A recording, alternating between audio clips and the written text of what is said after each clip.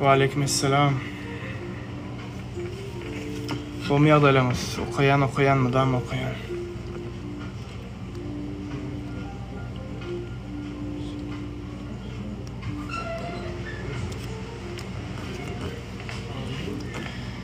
Amin amin inşallah.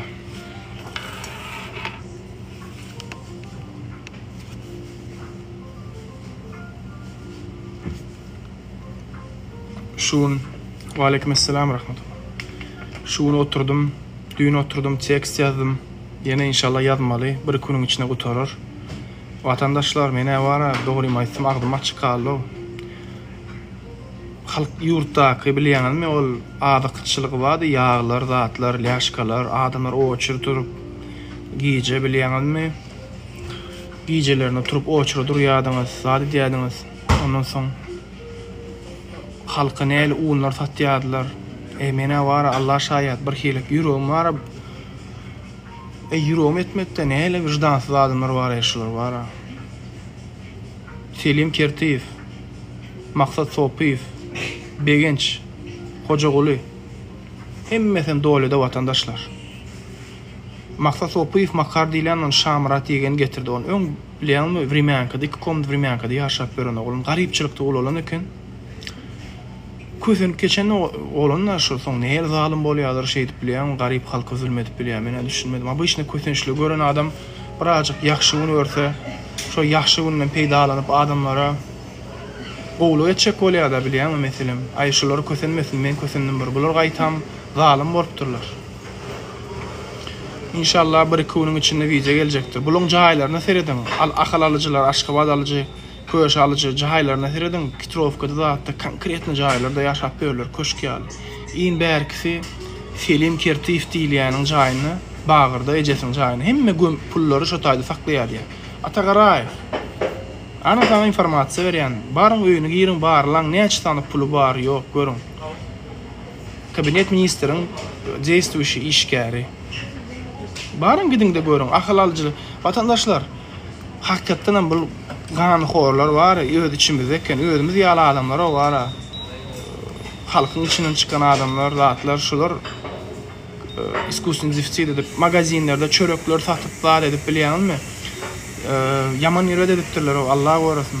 Mene şu wagt birazjyk bilýän diýçilerimdir, ýöne zato ortalarda bir söz var. Лучше поздно, чем никогда diye. Şu wagtlar inşallah bir günün içinde wize çekjekdir.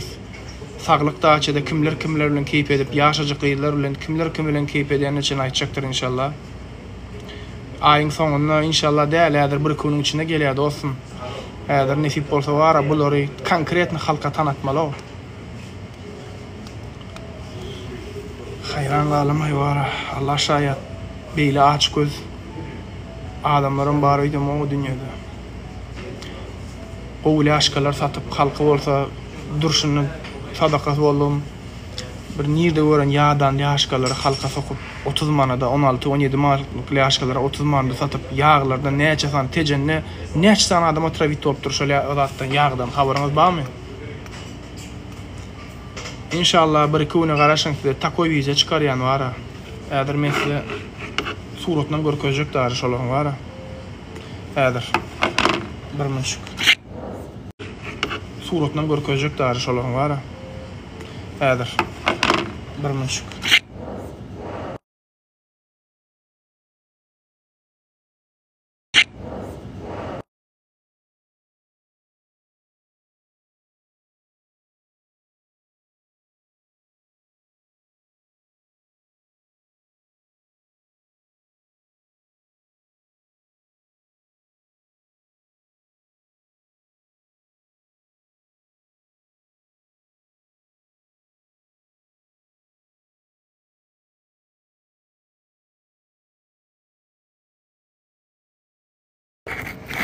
Häzir men size haramzadan suratyn görkedeýin.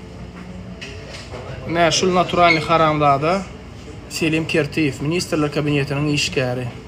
Buň ýüzündäki gülüjüge gülüşüni allanman. Bu şeytan.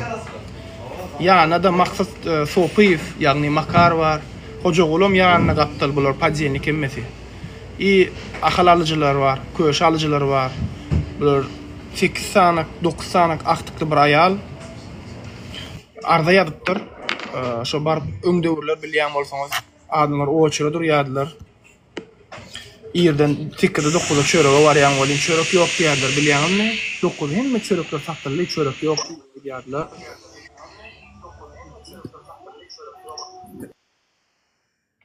Bu aýalyň 9 sany aktygy bar eken jemi gelinim ýogulypdyr.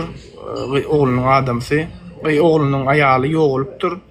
Bu geline daýda da pensionerka ýetim bilen okdyýar, barýa bolýan çörek alyp bilen çağalara zatlara. O wagtym limit bady bilýän bolsaň 2 çörekden berýärdiler. Birim konkretny ýadan bu hanka berýärdiler.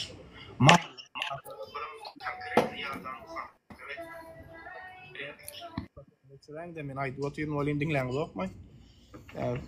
Nädir diýjek bolýan adam mara. Şu zatlar edip mara. Näil zalim bolmaly halkymyza şu zatlar edip mene bilemok watandaşlar. Allah öýüdi gorasyn inşallah bulary sepelek göwerer. Görsün Serdar Berdi Muhammedow näil adamlaryň daş döwründe işleýändigini, näil adamlar bilen garyndaş bolýan hemmesini bilip öwrensin. Bular degmesizlik gyzyl karçyk alypdyrlar. Pikir edýärler garyndaş bolup diýip hiç gelip kanunda değişinler. Yok vatandaşlar. Так я его потом не вижу. Звук я сделаю. А как я не знаю, а как? Yana kamercan. Bul ayal eğer muşucunu adına saklama diye. Я не знаю, как. Он же как-то запрашивает это, он дает же разрешение. Так, сохранить пишется сейчас. Вы видите? Видите меня?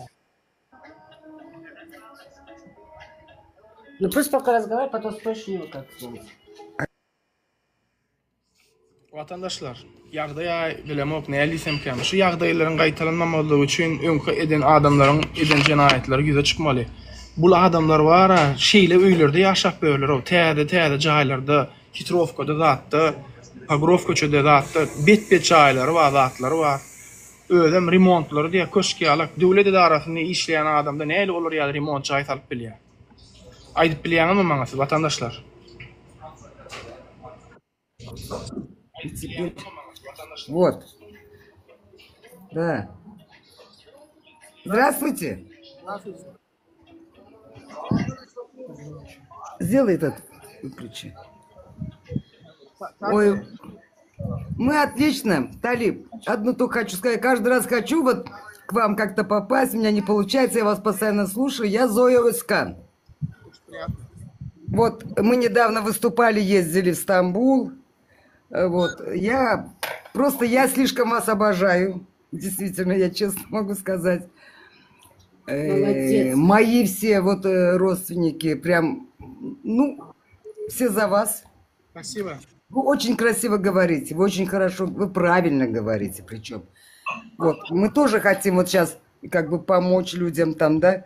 Но мы, конечно, не знаем, как это сделать. Мы граждане Турции, но мы из Туркмении, мы туркмены. Хочу сказать, да, туркменский язык я знаю, но сейчас немножко тяжело, я 20 лет в Турции живу, поэтому мне тяжело говорить. Вот.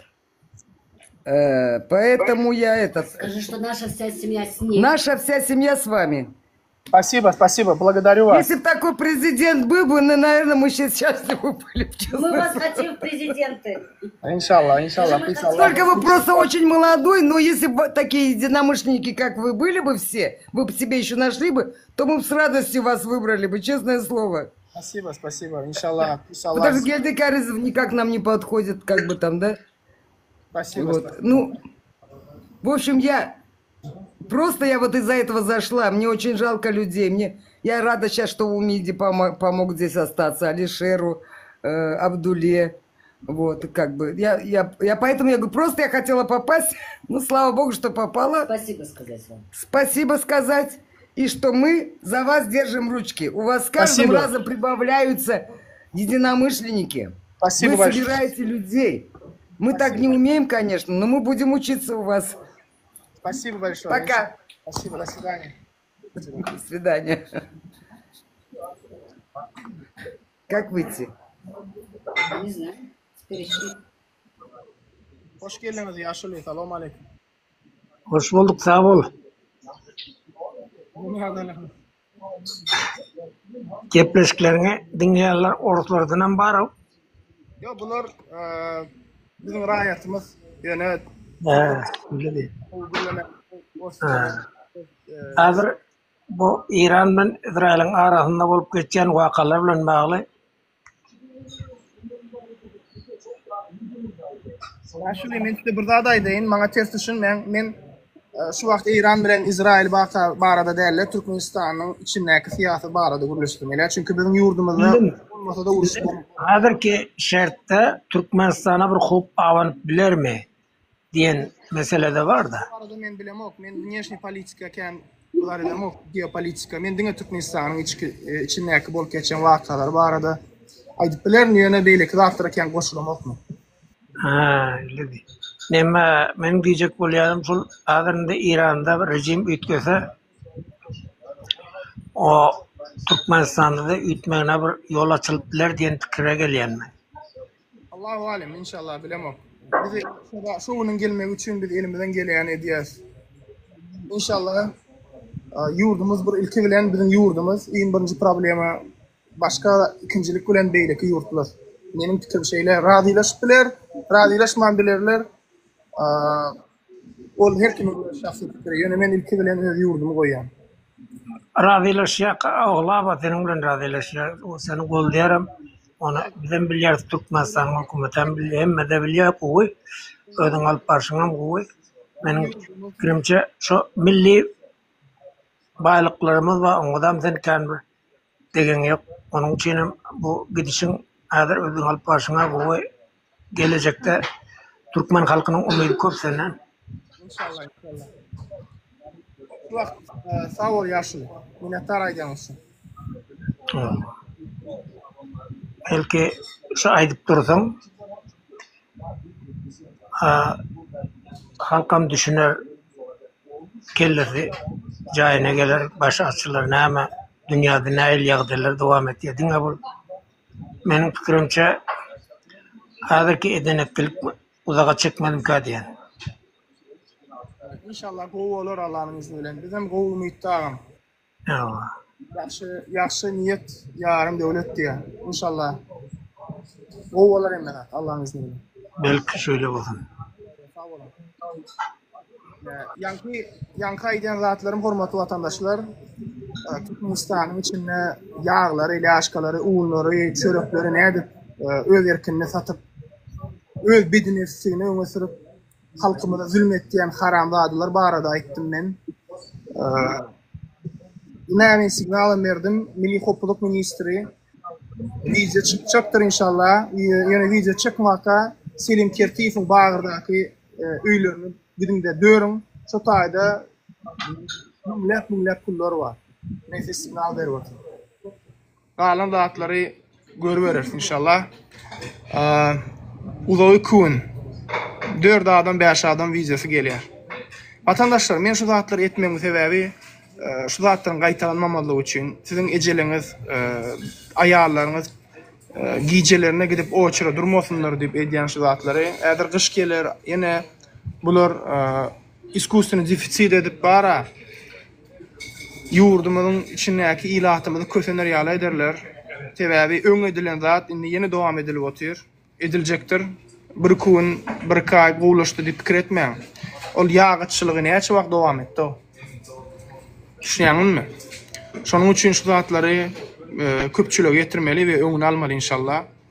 Ve haram pul bilen baýan çinovniklary hökümet gerekli çäreler görür diýip umyt edýär. Selim Kertiýew, görýänsiň videony, taýýar bol. İnşallah sana senin adyň ýetiň tutuljaklaryny bersin. Maksat Sopuýew bilen Sizin kiňizi nesip bolsa Allah'ın izni bilen köçe çıkmazy ýaly ederin. Haçsa sizin ýüzüňiz ýok. Vatandaşlar görüň o hökümetime näle bir awara ýardymlar ya işläp ber o. Bir aw de ýusobul. Aýal maşgallaryň jinsi organyny zaboçynlar hillesin sok getirip öz aýaly var. Şonda da başga aýallary göz aýallaryna zatlaryna göz dikýän adamlar. Lap olary 9-njy mikroraýon jaýyna äkit borke diýen bahanasy bilen. Selim Kertiýew näle bir awra ýady. İnsan o ýypany beripdir. Özüm Türkmenistanyň sırlaryny apaçyk aýdyp, ýagny kabinet ministrdi işläp, meni gowurdy prezident meni saýlady, meni wezipä getirdi diýip gep görüň edýagdyň çişirip. Aý Selim Kertiýew. Sen näme hakyň bar o döwletiň sırlaryny beýan etmekde, ha? Näme üçin sen yatyp durýan gyýlaryňa, zatlaryňa ministerler kabinetiniň işine bolup geçen wakalary aýdyp beripdir, ha? Sana o wezipäni näme aýdyp berdi geçirdiler. İnşallah. YouTube'da paylaşan vatandaşlar görürsünüz. Men hemme daha täzeden aýdyp oturmaýyn.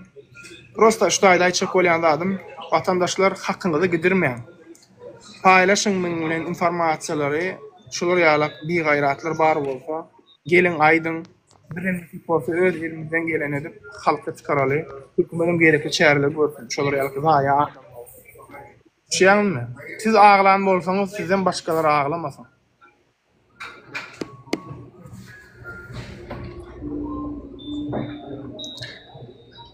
Amerika'dan oturup minlerce kilometre aralykda oturup Türkmenistanyň içinden näle edilen jenaýatlar barada aýtmak uly bir duýgy, uly bir näle desem kim. Beginjimiň çägi ýok vatandaşlar. Halkyma şeýdip hyzmat etmäni Allah Taala mesir etdi. Berekallah sana Allah kuvat versin. Bu gatty muhim mesele bu zatlaryň üstüne çıkmagyň.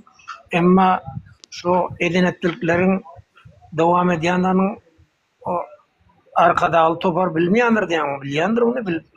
Näçin onu almaýar? Bilýär garnaşlary ýol edip berip oturýarlar. Hatta arkadaş şäherine kabinede ýaşaçyk gyýylar getirip divany nämeler edýän üçin vatandaşlar 2 günce gaýrat edin. Takoy wize gelýär. Hemme wizelerden o wize boljakdyr şun. Sebäbi bu wizeň üstüne ýaman kan adam işläp oturýar. İnşallah görde oturup beriň ara. Yatyp bilmeýär akşamlar mesaj berýän bu adamlar. Uje yatyp bilen oklar. 100%. Sebäbi aýdylýan zatlar töhmet däl diňe hakykat aýdylýandyr. Друг, салам алейкум. Wa aleykum salam. Ты чё такой агрессивный против Туркмении, можешь сказать, брат? Я агрессивный. Да, что такого плохого тебе сделал Туркмения? Я про Туркмению говорил, я про личности сейчас разговариваю. Ну, ты про личности, ты задеваешь нашего президента. Кем я задел? Ну, Я до этого не очень плохие слова говорил. И Какие вот слова? я тебе просто что хочу сказать, из-за таких, как вы, блогеры, потом вот в стране такие проблемы с интернетом делают, чтобы народ не смотрел. Зачем? Ты уехал, во благо себя работай, занимайся собой. Договорил? Можно теперь я скажу? Да, скажи, брат. Ты сейчас сам своими же словами выявил, что в Туркменистане диктатура и коллективная ответственность. А где этого нету? Ты мне можешь сказать из бывших стран СНГ, где нету? Братан, я тебе могу одну вещь сказать, что в других странах СНГ посвободнее. И, во-первых, во-вторых, мы не должны, отталкиваясь из-за других стран, выносить решения внутри нашей страны. Мы должны двигаться, сделать нашу страну лучше, чем другие страны, не так ли? Мы же... А чем плохо? Смотри, братан, смотри. Я тебе объясню. Я из бывших стран СНГ в Казахстане был, в России был, в Азербайджане был, в Узбекистане был, в Белоруссии был. Поверь мне, клянусь, у нас в Туркмении от души. В каком плане? Да, я не скажу, у нас слои населения очень много есть, бедных, средних, кто зарабатывает, кто хорошо живет. Но Я тебе чему хочу сказать, благодаря президенту старшему, я клянусь, его уважаю от души. Мне 42 года, только за первый его срок в Туркмении очень хорошо жила. Я благодарю ему, что он убрал наркоту.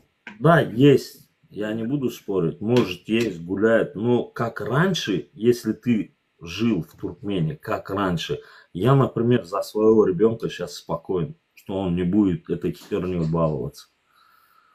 Он много чего сделал, валюту поднял, мы начали нормально зарабатывать. Например, я работаю в фирме, не буду говорить, что за фирма, хорошие 2000 бачей беру я, нормально, мне хватает ездить, отдыхать. И многие работают у нас. 2000 почти из населения, 2000 пацанов работают на фирме. Хорошо, брат, ты работаешь, видимо, на нефтяной вышке, вот этот нефтеперерабатывающем. Дело не в этом, я тебе хочу сказать то, что вот ты говоришь, что было во всех странах СНГ бывших. Самое нормальное, я тебе скажу, у них интернет, доступ есть, а у нас даже интернета нету, брат. Ты что говоришь? Если в стране нет интернета, а каких дальше можем говорить, когда самое минимальное, что должен быть интернет, его нету. Нету, братан. Люди нет. Салам алейкум. Алейкум салам. Вон, брат. Да, могу я пару слов добавить, если никто не против. Ага, скажи, брат, послушай.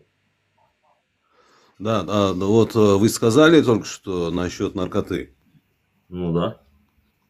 А это разве от правителя зависит? А от кого? Ну, человек делает, не делает, наркота.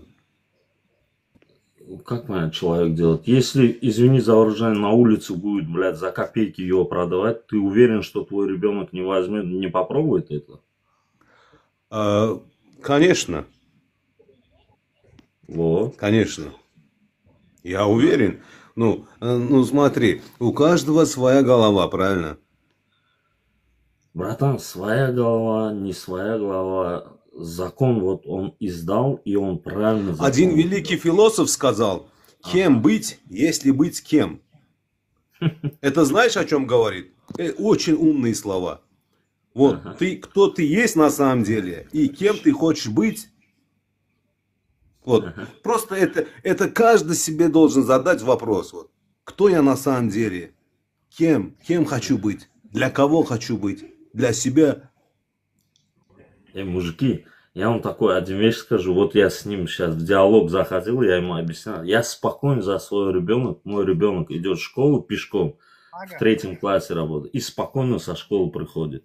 Из бывших стран СНГ попробуй ты ребенка отправить. Ты, блядь, заранее встречаешь, таксиста отправляешь, то все. И зря так говорить. Помага. Да, брат. Я тебе одну скажу. Лично мое сугубое мнение, что свободу, брат, то, что ты говоришь, это спокойно, это спокойствие благодаря, надо в первую очередь сказать Туркменбаши. Спасибо, что он нам дал статус нейтралитета. Нет. Вот чисто его как президент, он ничего хорошего не сделал для Туркмении. Я и сейчас сказываешься. Послушай, я же тебя слушал. Да. Первый президент Сапармона Туркменбаши, благодаря него у нас есть статус нейтралитета. Мы не вешаемся ни в какие конфликты, мы не имеем права принимать какие-то иностранные там, военные самолеты и другие и так далее. И мы не имеем стать посредниками. Во-вторых, братан, в мире 180 стран, где нет войны, они живут спокойно, никаких проблем нет. В-третьих, братан, наркота есть, была и будет, понимаешь? Наркоту именно сейчас его родственники в большом объеме продают, привозят. Я сколько раз видео сделал. Ты знаешь или не знал? Ну, я слышал, понимаешь, слышать одно, когда глазами не видел, я не могу утверждать. Например, у меня двор очистился, да, пацаны занимаются спортом, играют в футбол, занимаются спортом. Как раньше этого не было. При Ниязове это было. При Ниязове очень много было этого наркоты. Он завозил, он продвигал дальше, и ему было выгодно, когда его население тупело от этих наркотиков. А этому нет. Почему? Брат, вот сейчас благодаря программе президента, вот моего сотрудника дочка, ты сейчас смеешься, Она поступила за счет государства в турецкий медицинский университет. И государство оплачивает. При Ниязове это было? Не было. При Ниязове, блядь, мы выехать из страны не могли, ебаный в рот. А сейчас мы выезжаем нормально. Да. Как выезжаем? Fırdat geldi. Как? Это что, заплатим, потом уезжаем. Смотрите. Что делаешь? Я спокойно вот выехал, я сейчас на территории Азербайджана нахожусь. Никаких проблем. Открыл визу. Если у меня жопа чистая, я, бля, не парите, ничего не делайте, и нормально будет. Вы, если выезжает половина населения в Туркмению, выехала там безработица, туда-сюда, разговор нету. Ну, вы поехали на заработки, зарабатывают деньги, спокойно работают. Начинают оттуда с Турции, сверху до головы, блядь, его обсирать. По-любому вас привезут назад. Зачем? Сами себе проблему на жопе находят. Вот так же и он, да, вот сейчас, я твое имя не знаю, друг, ну, я тебе клянусь, советую здоровья, дай Аллах, ты живи долго, братан, и чтоб счастлив ты был. Ну, нахрен тебе этот геморрой нужен? Я просто часто смотрю, если он захочет, поверь мне, тебя с Америки могут депортировать и назад в страну привезти. Тебе это нужно? Братан, я тебе одну вещь скажу. Если у него сила есть, если он, пусть он вот всю семью, вот, что они могут сделать мне, они мне даже вот палец мой, видишь, вот даже палец они мне не смогут навредить. Аллаху биллахи говорю. Если весь мир соберется против меня, даже джинны люди соберутся из-за изволения Аллаха, никто мне ничего не сможет сделать, брат. Это ты говоришь, потому Давайте, ребята, давайте будем думать о том, что... Извини, я тебя перебил, Талиб. Подожди, пожалуйста. Во-вторых, ты говоришь, ты мне желаешь счастья. Спасибо. Но мое счастье заключается в том, что когда мой народ живет в справедливости, нормально, и когда у них нет таких проблем, вот это для меня счастье. Я живу, слава Богу, слава Аллаху, у меня все хорошо. Но мой народ мучается, и я не могу на это закрывать глаза. Понимаешь? Потому что пророк Мухаммед, саллаллаху алейхи сказал, не уверуйте до тех пор, пока не будете желать своему брату то, чему вы желаете себе. Я желаю ему, своему народу, то, что желаю себе. Процветание и благополучие. Но в моей стране нет благополучия и процветания, потому что какие-то шакалы угнетают мой народ, используя силу и власть против народа. Ту власть, которую государство им дает. Разве ты думаешь, народ, который угнетен, до сих пор не может противостоять, имеет ли право высказать свое мнение субъективное, которое независимо у каждого есть? Почему? Ну, я как гражданин Туркменистана, находясь вне страны, я высказываю свое мнение, я не оскорбляю никого. Да, может быть, иногда в порыве эмоций я говорю что-то, но это чисто мое мнение, и я человек, я могу иногда потеряться, понимаешь, высказать то, что, ну, когда я излишне нервный и так далее. Но я все говорю во благо людей, во благо моего народа. Ни один человек не может аргументированно, фактом принести и сказать, что я не прав где-то в чем-то. Потому что я всегда с фактами говорю, я никогда не клеветаю ни на кого, понимаешь? Что еще? Что мне еще сказать, братан? Я не знаю, я тебя объясню как человек. Если у тебя есть сердце, если у тебя есть душа, если у тебя болит для нашего народа сердце, ты сам понимаешь и видишь, что у нас в стране происходит. Правильно? Или ты слеп, глух и нем? Если так, то пожалуйста, но не будь, братан, не играй три обезьяны, не видел, не слышал, не знаю. Все явное, все видное становится явным, понимаешь? Мне все, больше нечего сказать. Ладно, переубедить тебя тяжело, братан. Хорошо, удачи, не болей, береги себя, все нормально будет. Давай, братан. Ага.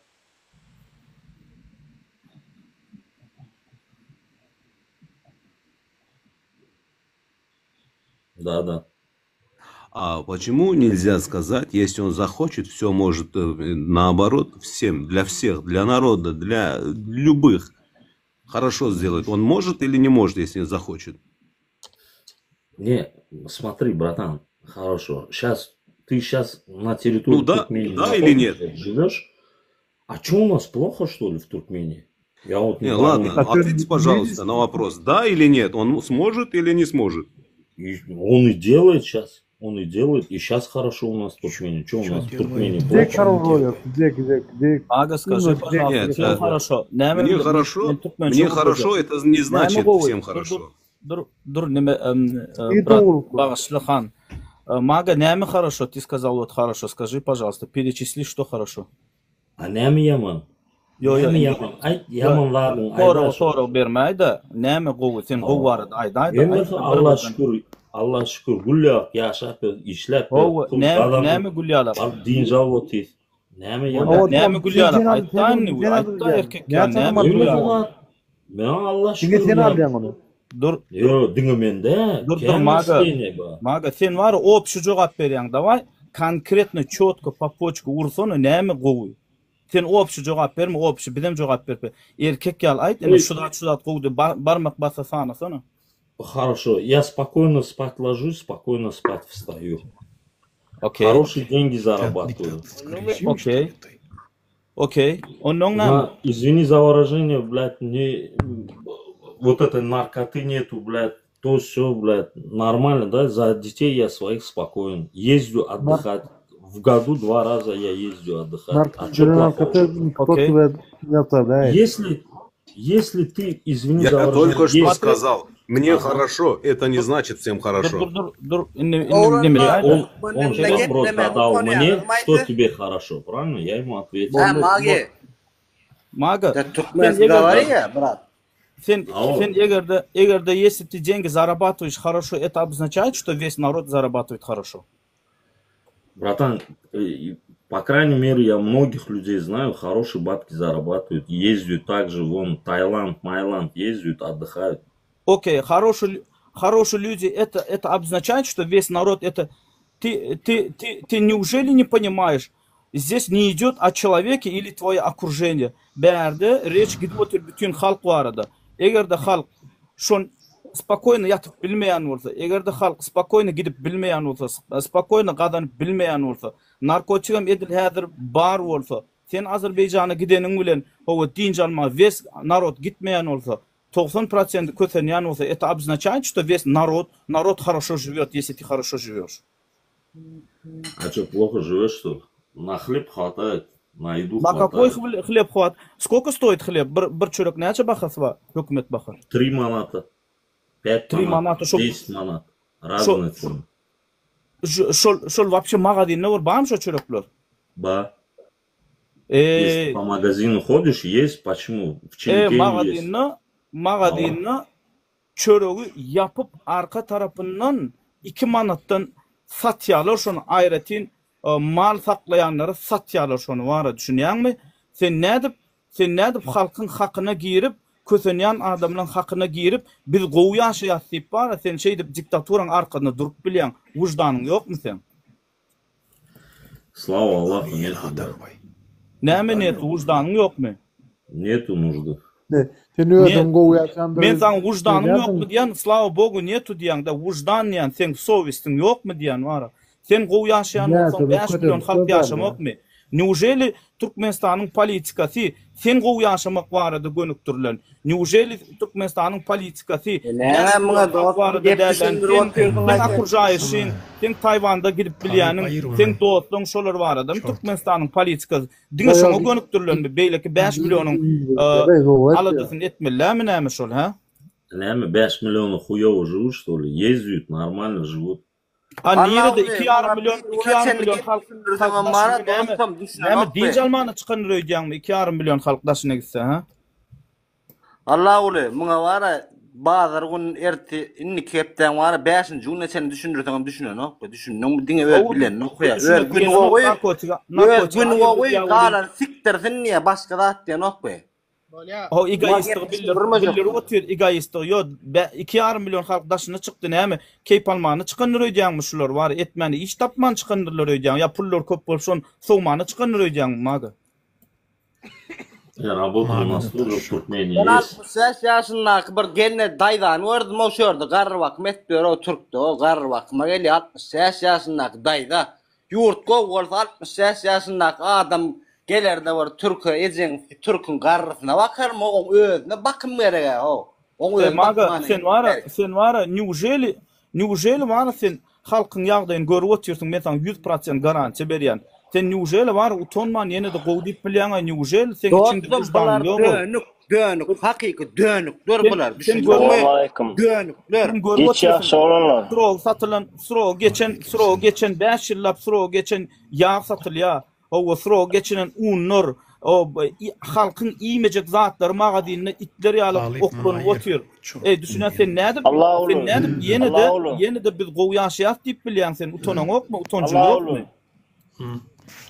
Senet Allah olur. Aýtsyna maga, aýtsyna. Пусть этот Zero 7-0, пусть выскажется. Я тебе сейчас отвечу. Давай.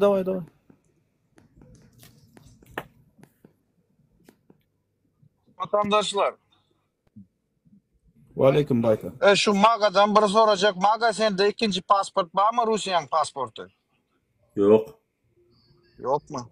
Onda ne için sen Rusya'nın adını koydun, sen baydağı koydun? А Россию поддерживаю в ее спецоперации против Украины. Teröristine поддержка veriyorsun ha? Немче Tamam. террорист. Боря, Байка, оставь, да, эту тему, Гай, Радет.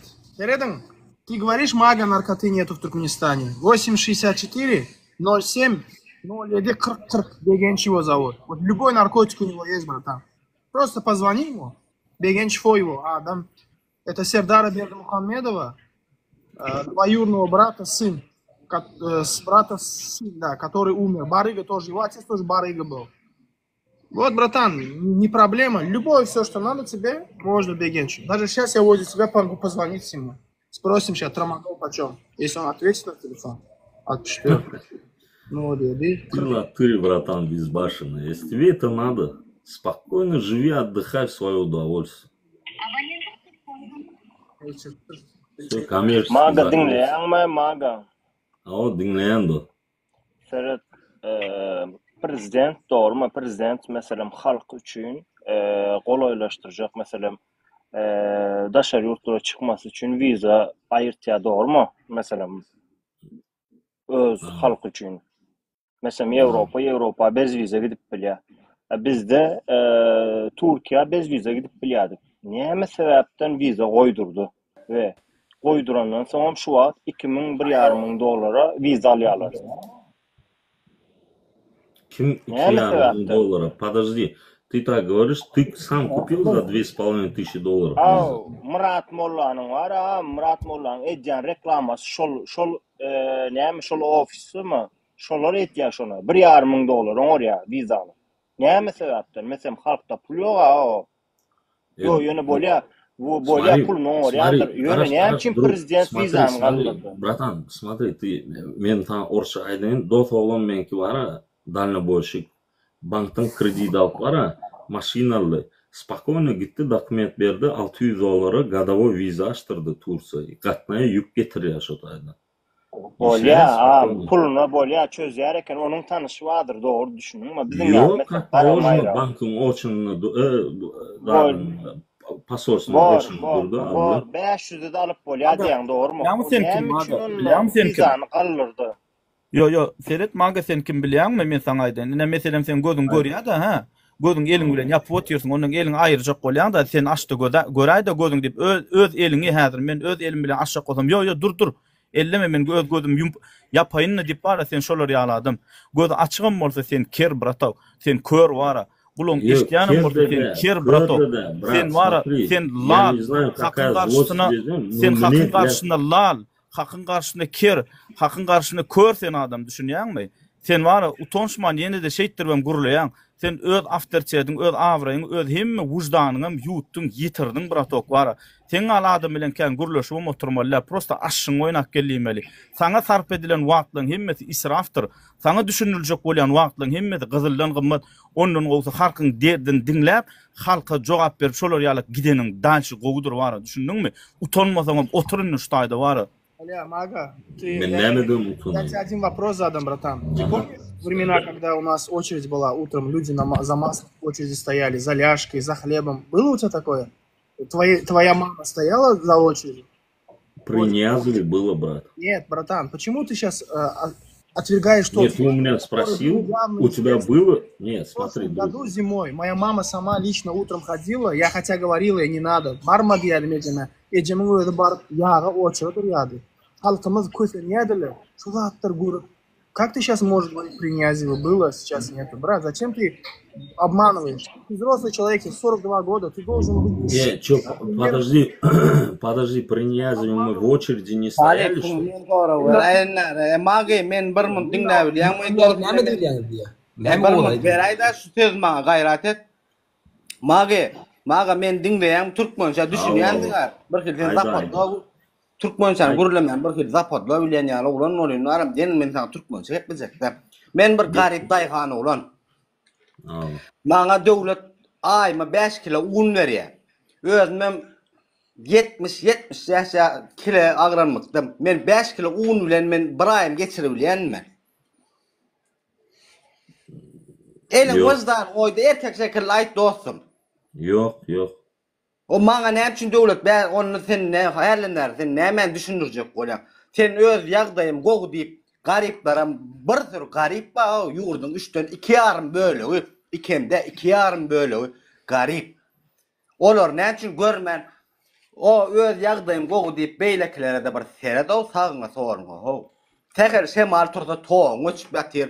Yo teher soğuk düşde gazyň ýok gaýdyň sikem. Bir daýhançylyk edenýän suwuň ýok.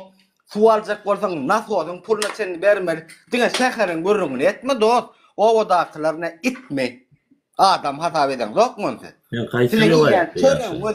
Kaýsy ýaýatdy ýaşaýar? Dün seňer ýene hemme adam owaň etken azabyndan çykyp barýar. Müňerki talyan jaýgynyň kerpiçine sen owaň oglanlaryň etken azabyndan galýa şu zatlar. Näçe siz owaň görüň doktor? Diňe şäher. Owa ölmeli owaýy. Owa diýlen zat. Şuma Türkmenistan boýunça hemmeti ýerine tok çekip Top, dostum o. Gel o sen ova, gel. Men erkek özüm var, erkeğim hasap et. Ben gün kesip zıngmadım, erkek olmadım. Bir yağışacaksın tok, gün bir saat tok yok. Neymemiş transformatör, atlayamış. Kaýsy owada ýaşaýan sen? Men sana ovan, gurrun verecek, Liboy ovan alsan alay sen, düşündün mü?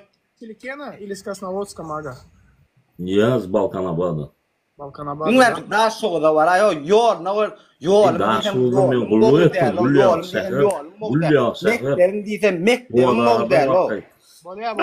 Mektep diýsem, üstümden yağış ýagyp ýatyr. Haly bir sorak bereýin da şoňa. Soğuk atıp ben işten.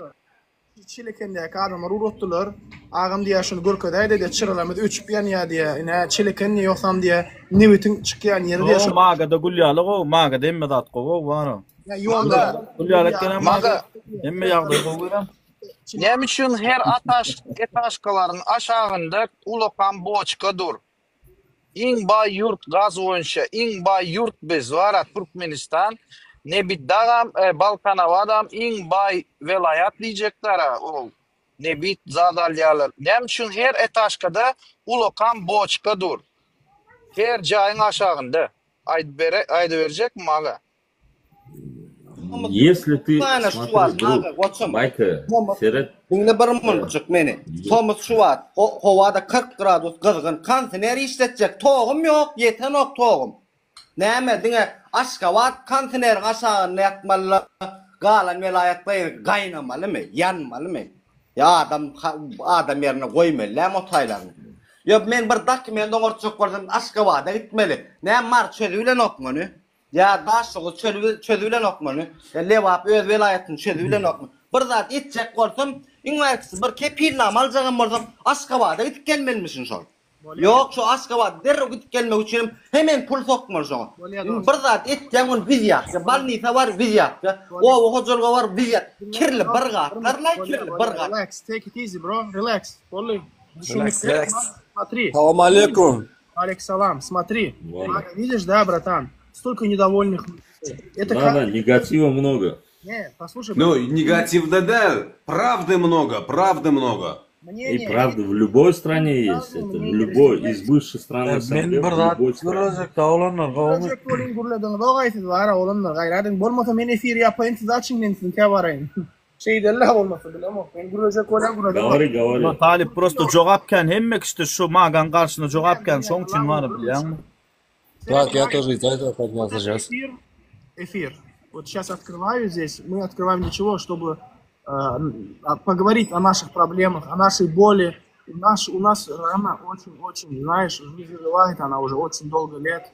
Отец был, всю страну хапнул, теперь сын ничего не предпринимает. Мы недовольны тем, что у нас президент нелегитимный, понимаешь, он просто ittifan var, onda fan yok. Serdar Bermuhamedov YPS'ni talaba layık yerine getirip o. Golasındaki işgärler eden ne diyorlar. Ve biz halk olup şuna ne eyle olup, bizim halk olup ayağa kalmana çağrışı ediyoruz. İnşallah şu yıl biz halkımız olup ayağa kalacaktırız. Ve halkım onu bilyer vaktin goluyla yani. Benim geçenim ayttım. Şol günün gelmek için elinden gelen hem zalim oturuyor. Yurdumun içinden halkım şunu karşı oturuyorlar. Bana müngden qoğurak. 2000 qoloy adam ucu çıktı. Haberiniz olsun. İnşallah şu yıl en kıyıska vakta halkı çağrışı edilecektir. Vatandaşlar size de kim boşulmak isteyen olsa bizim hareketimize bana Telegram'dan çıkıp bilirsiniz. Şu gün olmasa ertir olmasa bir gün. Türkmen cevap verecektir. Şunu bilin. Maga korkun yok mu? Eğer Maşallah. bir köyüne vlast gidaysa senin şu tayda şeyde bokun yedin olun korkun yok mu şu günden? Nämeden gorkoýun? Senden gorkoýun. Şu günden korkun yok mu? Eğer birden häzir hemme tersine gidip sen destekleyen prezidentden bolmasa da ýokujyň polioda galdyň korkun yok mu şu günden? Men näme üçin polida ýokýum? Yo, dur amcan. Konkretni şoňa sorak bereli. Байка, bir minut, Байка. Onu men söz berjek. Onu men gurulacak gel. Ýaňja magan öz dili bilen aýtdy. Deret, neme kazyol şatdy kazyol. Ekece deme. Seret, maga sen ýaňja diýdiň birinji prezidentiň döwründe biz gowy ýaşaýardyk diýdiň wara. Seret özüň avtomat diliň bilen aýtdyň. Ikinji prezidentiň döwründe значит gowy däl şeýle bolýar. Старший Бердымухамедов хорошо жили. Вот, старший, младший да gowy däl, значит. Ну, младший такой, так как старший сделал, пока не может сделать. Значит, sen Da düşün ya, prosto Türkmenistan'ın içinde yaşap diyor. Şoň için köp zatları aýdyp bilen. Ýöne şola oglan men pikirim, halk egerde çıksa halk bilen bolar şo maga wara. Garşy çıkmaz o milisiýadan bolsa okuny zat halka zat atmaz şol wara. Nadim, Maga, Ýöne şo слушай меня. Russiýan halky bolmaýar. Байка, Russiýan paýda aýr. Байка, Мага, слушай меня. Я вот студент, я учусь в России. Я зачем должен работать, слушай меня, если я сюда пришел, получить образование? Это скажи мне не хватает вот $200 за месяц, понимаешь? Даже на общагу платить. А зачем я должен работать, чтобы получить образование? Это скажи мне. Даже африканцы не работают, вот мы, туркмены, работаем здесь. Даже узбеки не работают здесь. Даже кыргызы не работают здесь. А я зачем должен работать здесь? Это скажи мне, брат, пожалуйста, по-братски. А вот ты говоришь сейчас, у тебя все хорошо, у меня мама болеет. Даже вот на лекарства у меня деньги не хватает, понимаешь, братан? Я вот работаю на стройке. Вот на это скажи мне, брат, зачем ты говоришь, все лучше там, все вот, мы гуляем по кайфу. Тебе по кайфу, брат, мы плакаем. Понимай, нас тоже. Брат, тебе тяжело объяснить. Я вообще к нему зашел в эфир, просто я смотрю, как он постоянно высказывается. Пацан здравомыслящий. Правильно говорит. Он не пацан, ты понимаешь? Он герой, брат. Он герой, брат, не пацан, он герой, наш герой, он, брат. Герой молодежи даже, я так называю его. Я надеюсь, он открыл мои глаза, понимаешь? Когда, смотри, не дай Аллах, что когда ему будет плохо, ты выйдешь и поможешь ему. Я помогу, брат, я помогу. Я даже своей жизнью обязан ему. Да, я даже своей жизнью обязан ему. Он мои глаза открыл, понимаешь? А чё ж тогда не помогали, когда... Я уже вышел, брат. Не, я уже вышел, смотри, я здесь говорю, брат, спокойно говорю. Туда и казнили в тюрьмах. Братан, я приду в Туркменистан, застою за него. Я готов свою жизнь отдать за этого талиба, понимаешь? Я уже здесь, я сюда вышел, понимаешь, братан? Чтобы подняться наверх, ему эфир, нужен один дух для этого, понимаешь, братан? Я это сделал, понимаешь? Это пацан для меня герой, понимаешь, это человек. Я тебе вот так объясню. Хорошо, ладно, пацаны, не нервничайте. Удачи всем. Давайте, не болейте. Тяжело объяснить. Нет, я понимаю тебя, давай. У меня слова есть, просто внутри что-то есть у тебя говорит. Вот здесь все люди правда говорят, понимаешь? Никакого лжи нет здесь. Образование получить и нормально. Мы же получили среднее техническое, работаем. Братан, я не должен работать, понимаешь? Я студент. Я не должен работать. Мне должен обеспечить государство. Мага, вот ты читал, да, в каких странах был? В многих странах, в которых ты был, я тоже был там. Ага. Hiç dinleden çağırlar kösönün oğum problem adam yok. Benim Özbekistan'dan oldum, Kırgızistan'dan oldum, Gruziyadan oldum, Türkiye'den. Sen yönü prosta özünden ağrıyın gören yok. Marda neçten çağı oğurlarını gitti. İmni men oğlum okuyan mektebinde 2 tane çağı gitti. Tapılmadı şu. Sen şu tatlar diye o Novosti'de görkezmese yok demek değil значит. Ya senin Azerbaycan'a gittiğine menem gitti yani. Ya problemimiz yok olsa göver dur migrasiyadan niye? O zatların senin doğru değil ha. Yani emmekşi aylık. Sen nerede yaşayan, ne işleyen? Sen öz yaşayan yerinden taşınak adamlar görüyen mi, gören yok mu? Görüyet doğru. Görüyen olsan, men misal için ovada yaşayan mı? Men her gün 2 kaptanımda bir hocalık var. Yolun o yerinde de bir hocalık var. Ovada yaşayan olsan ovan nafaledim. Hürmetler, şolardan aysın, dine men kaptanımda hocalık normal yaşa. Beylekler normalden aşağıda yaşa, öldürüm işleye, her hocalıktan 2 adam işleye mi? Şolar normal giyinmeye yağda yok. Demedi vaydama komşular kömür et ya 3 hocalığa. O sen men go yaşayan men kaptı. Men 2 tane diplom ama Ruski, Angliski, Турецкий, Кыргызский знаю я. И где работаешь? Mesela Zaybal ol kayıttım sebebi 10 milyon aylık gerek gelmana. Sen işleyen, ol işe, уже 4. 5. 6. 7. adama iş yok. Образование bana, gel men bana, bana iş tap men barayım. İşe girecek olan neçe $1000 olma vermeli. Hazır karavul olup işe girecek olan neçe $1000 vermeli. 10 yılda yok diyeni, ya onun yılda yok mu? Может sen yanında yoktur.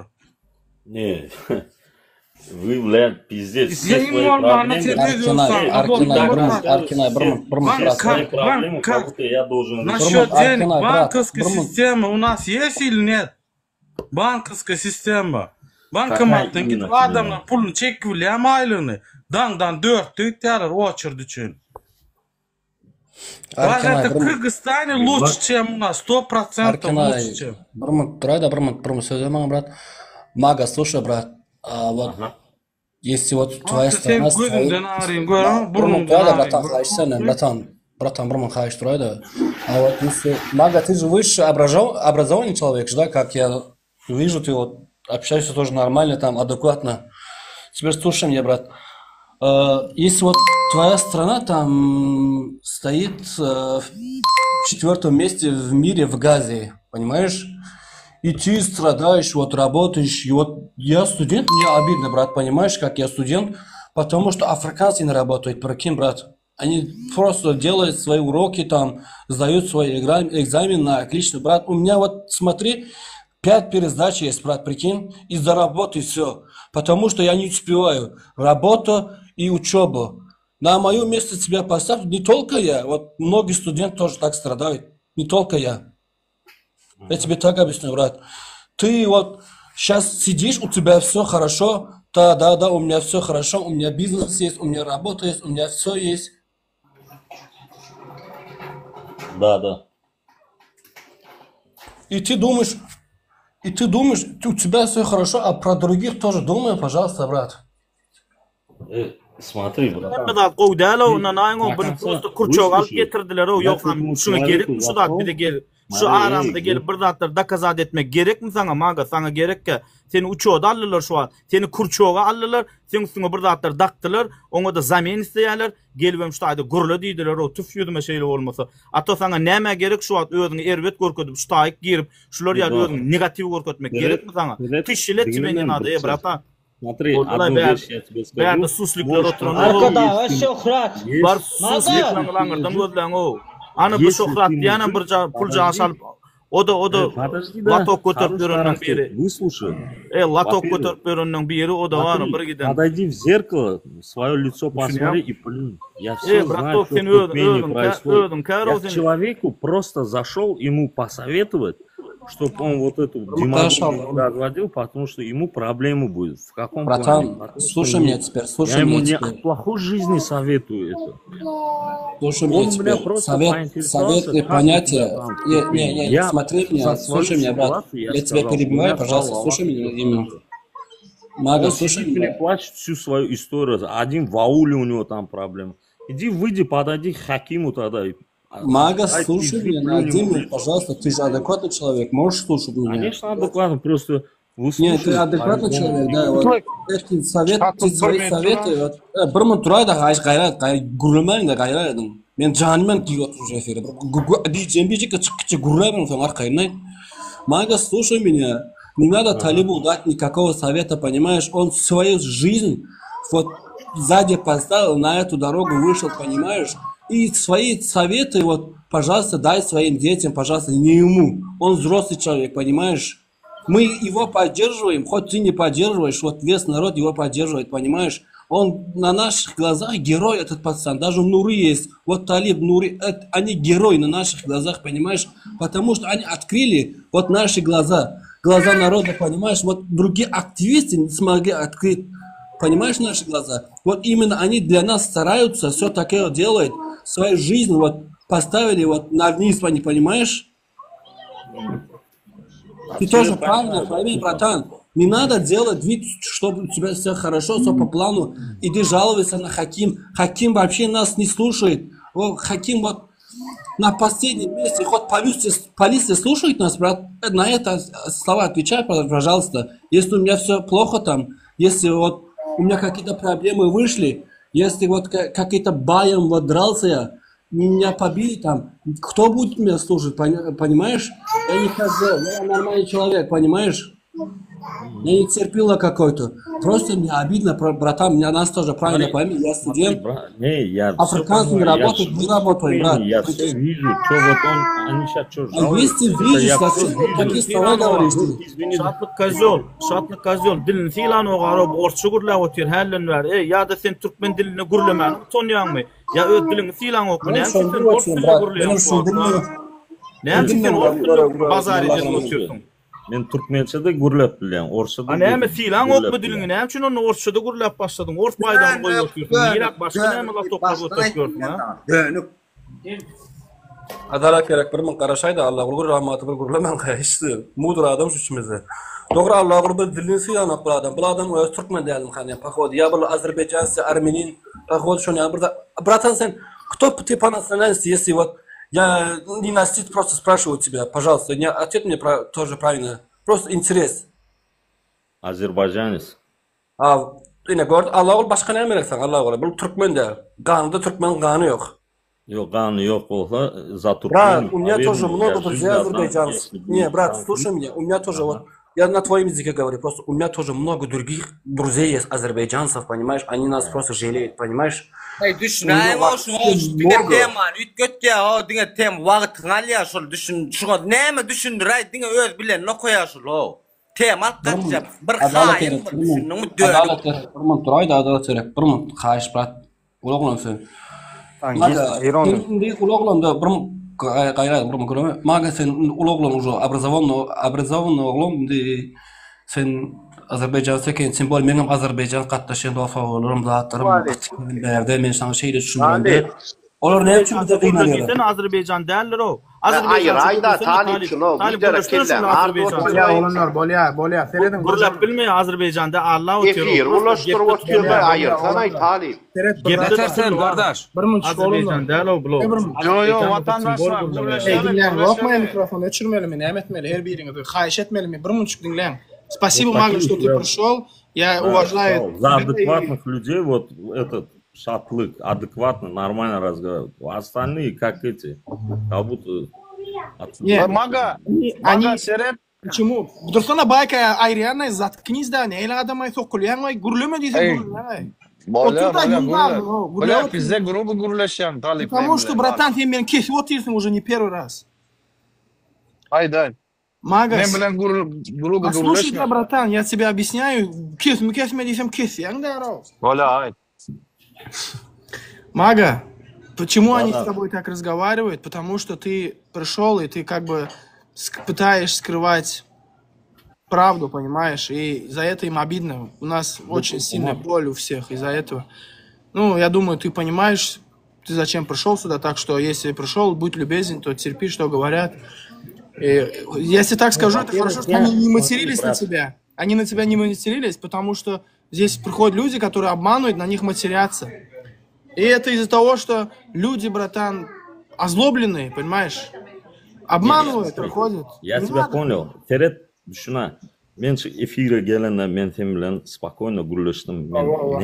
Men sana aytdım. Я тебе просто совет дал. Спасибо.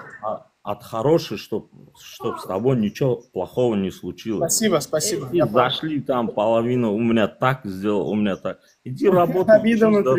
Мы тоже в этой Туркмении учились, работали, крутились, занимались. Один говорит на Азербайджан. Азербайджанцы, если я с ним на азербайджанском буду разговаривать, он меня не поймет. Ну, хотя это тюркские два народа. Ему сейчас объяснять, у него образования нету. Хорошо. Любому задай, просто исторический вопрос задай, а не вот хоть один кто-нибудь. Вот этот, давай этот... Братан, мне дай такие вопросы. Вы азербайджанцы тоже угрозы, туркмены тоже угрозы, турки тоже угрозы. Угрозы трех нас есть, понимаешь, я это прекрасно понимаю. Хорошо, Мага, спасибо, что ты пришел, братан. Всех благ, желаю тебе, береги себя. Себя тоже, давай, братан.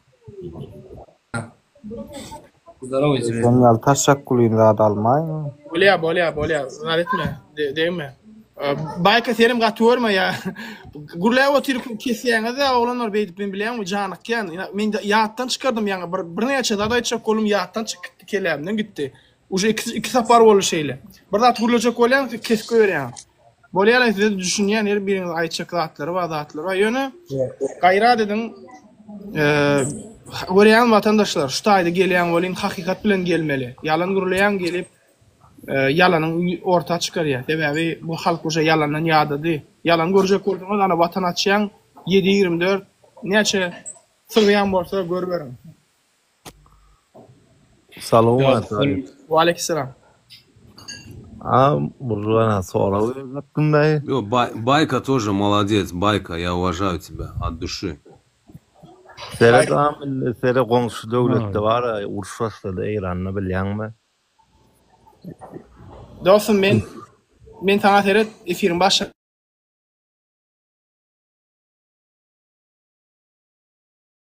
Ona neme çok bizim yurdumuzda ona şol diýýärmi? Yok, inşallah hiç tadım bolmaýar dostum. O bolýar Medat. Ne her filmde Ona da taliplerini uğrayın, buna kararım.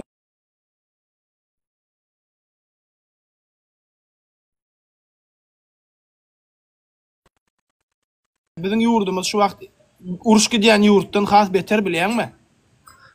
Bilýän men özüm Ukrainada. Hakyky. Bu Ukrainada bolýan bolsam Ukraina teret Ukraina has erkin bizden. Has azat. Ukrainaның bank sistemleri işläp ber. Ukrainada barsam bankdan pul alyp bilýän. Dolar çalışıp bilýän, dogrymy? Owa. Bize Türkmenistan'a dolar alıp bolanlar dost. Uruş yok. Ana asuda yurt. Parahat yurt. Dolarda banktan barıp dolar alıp bilýärmi? Yok. Dolar yok. Parahat yurtda dolar yok. Vatandaşlar. Uruşlu gidip ören yurtda dolar var. Bu ne oluş? Ataňa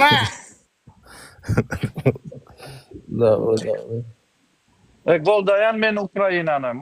Maşallah sağ olsun kömek edotirsin Ukraina halka, Türkmen halktan sağ olsun diyotin sana Doğan. Sağ ol, sağ ol. Özüne kara. Prosto ben sana diyecek olan hazır 40 yılınki diktatura İran'daki yan bir iki gün kalandır hazır şu vakt. Olar var titre başladı. Gördün mü? Ruslar hem kömek etmedi İran'a. Olmasa kolunu çekiptir stratejik partner deyip. Şimdi bunlar hem diktatörler kellede hemişelik men bolmarın deyip fikri dotilara korku başladı. Hazır yine Aşkavat'ta yaman mıhmançılık edotirine samolyotlar, turistler, İsrail'in turistleri bizde koşuyor hem otel veriyor, hem nahar veriyor, hem mezat görküzecek. Özünü bu taraftan görküzecek dünya. Amerika esas da menden bana ayrın deyip yaman katı neme de edotir, yalaka edotir berdi Muhammed'in biliyor musun? Samolyot düştü da diyorlar. Yani şu vatara İran, İsrail'e alıp gitti biliyor musun? Trump'ın İsrail'in tarafında da doğru mu? Ay amcam sen biliyorsun İran'da her ayda Romal tok yok. Men nem etmeli o İran koyun falan ben o. İran böyle amca tok değil mi de ağam tok yok doğru. Yani o yerde kızlar eğer de Romal giymesi yok arık. Günü asotiler biliyor musun?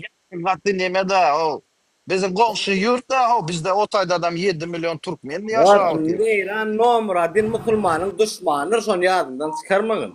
Olam doğru. İran yazırını bilen yarsa biliyor musun? Onlara zehir neli? Komşu devletleri var ya, kovadan mı? Amerika yaraysalar.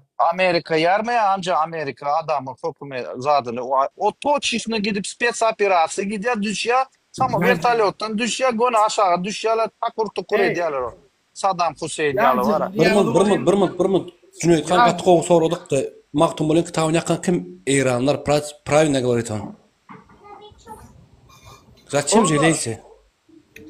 Radiasiyadan korkyanı da olayın yurdun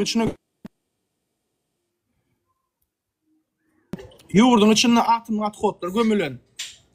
Sizi tağın kırıp oturlar o İran'a gıtırlara oturmam. Sizin yurdun içinde düşmanınız var o.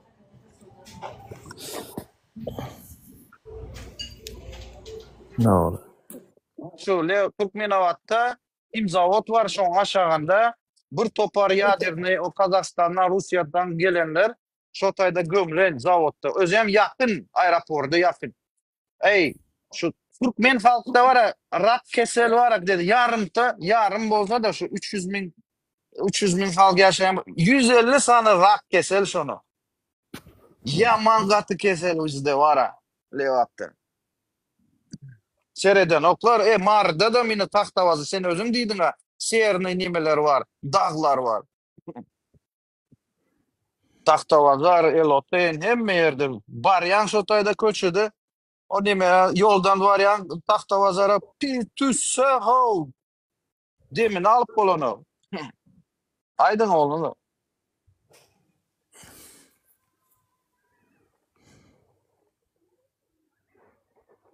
Dostum şu vakt Türkmenistan'ın hemme koşun serkerde başladı. Türkmenistan'ın hemme gero medalini alan Gurbanguly şu vakt İran'da radyasiya çıktı deyip şu vakt Türkmenistan'ın hava çayını korumağa çıktı. Nerede şu vakt tutnama.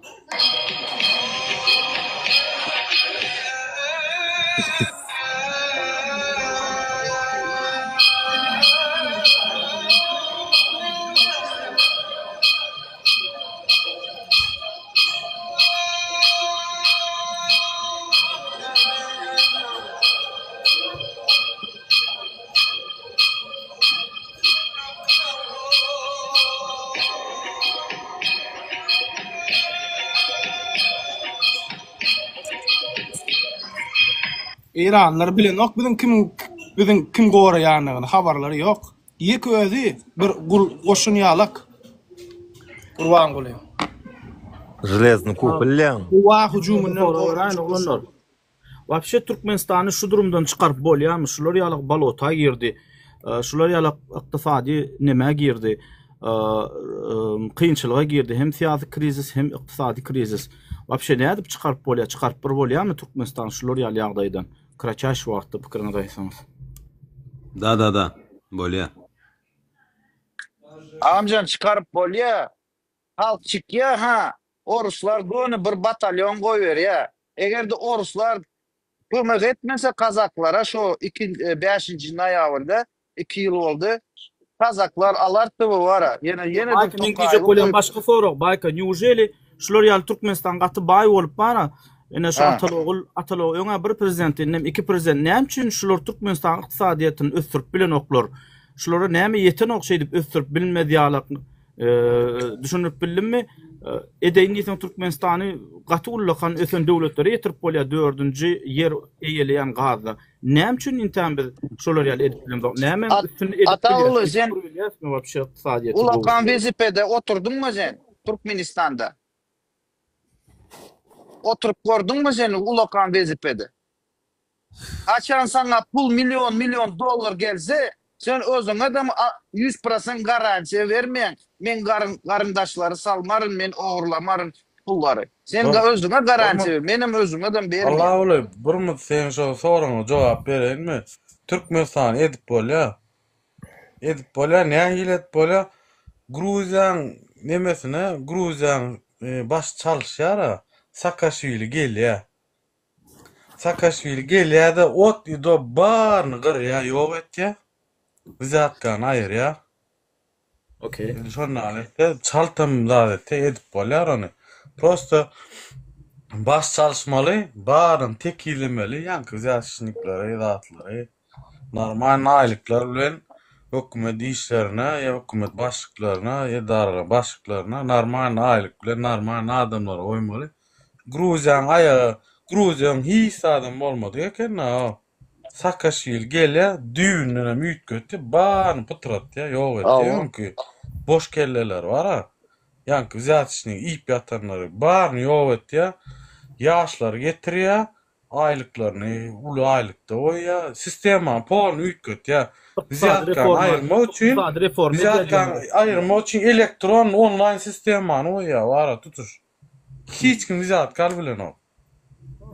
Sağ ol. Ene men şular ýaldatda reştesin belä baýka düşünüp bilinmi? O başga kimin näme pikiri bar? Men Saakashvili ýaly adam gerek da. Saakashvili ýaly adam gerek amca. Saakashvili ýaly adam gerek. Gel amca, Saakashvili ýaly adam gerek. Fikriniz barmy? Sistema boýunça adam fikriniz barmy? Birinji bilen köne pikirleri ýok etmek, birinji bilen. Gaty dogry. Kenya. Aslında näýlik şu mentaly we ses öğretdim bara çok eger gelse. Talip iyi otur şu wagt işten açyk bolsun, müşahede etmeň. Sağ ol. Neret baýka ýangy Rossiýa barada aýtdyň ha. Biz Gazakistan ýaly Rossiýanyň ODKB sasladyny girim go kollektiwni bezopasnost bilýärmi? Biziň bir tarap ýurt Rossiýanyň goşuna gelip biziň halkymyza garşy işler edip bilmeýär. Sen prosto представь baýka. Biziň halkymyz bir gerek garta bar, ne Kırgızstan, ne Gazakistan, ondan beter bolar. Bilýärmi näme üçin? 35 ýylyň energiýasi we bu halkda zulüm gören halka bolo. Allah gorasyn nerwetlikden ýöne bu halka ýagalsa Rossiýanyň zatyny hiç kim gelmeýär. Wayenler daşy bize garşy çykmaýar biziň öz halkymyza garşy. Sebäbi wayenler Rossiýada Armeniýaly diýip goýýar ýa. Organ işgärler, wayenler olar hemmeti halkyň taragyna bolar. Çünki olaryň ýadadylar. Eklenjedi. Pikirden bolup Talip men pikirden dawaç ýanky tema nemet gelelim menem öz pikirimi aýtjakda. Men pikirden Türkmenistanyň siýasatyny biznesmenlere garşy bolan düşmançylyk bar. Biznesmenleri ösdüren oklar orta hem kiçik karhanalaryň garşynda düşmançylyk bar. Lüboy döwletde egerde ykdysadyýata biznesmenlere ruhsat berilmese şu döwlet ýuwaş-ýuwaşdan çöküp başlaýar. Hemme zady Türkmenistan öz kontrolüni saklajak bolýar. Bar zady kontrolde saklajak bolýar.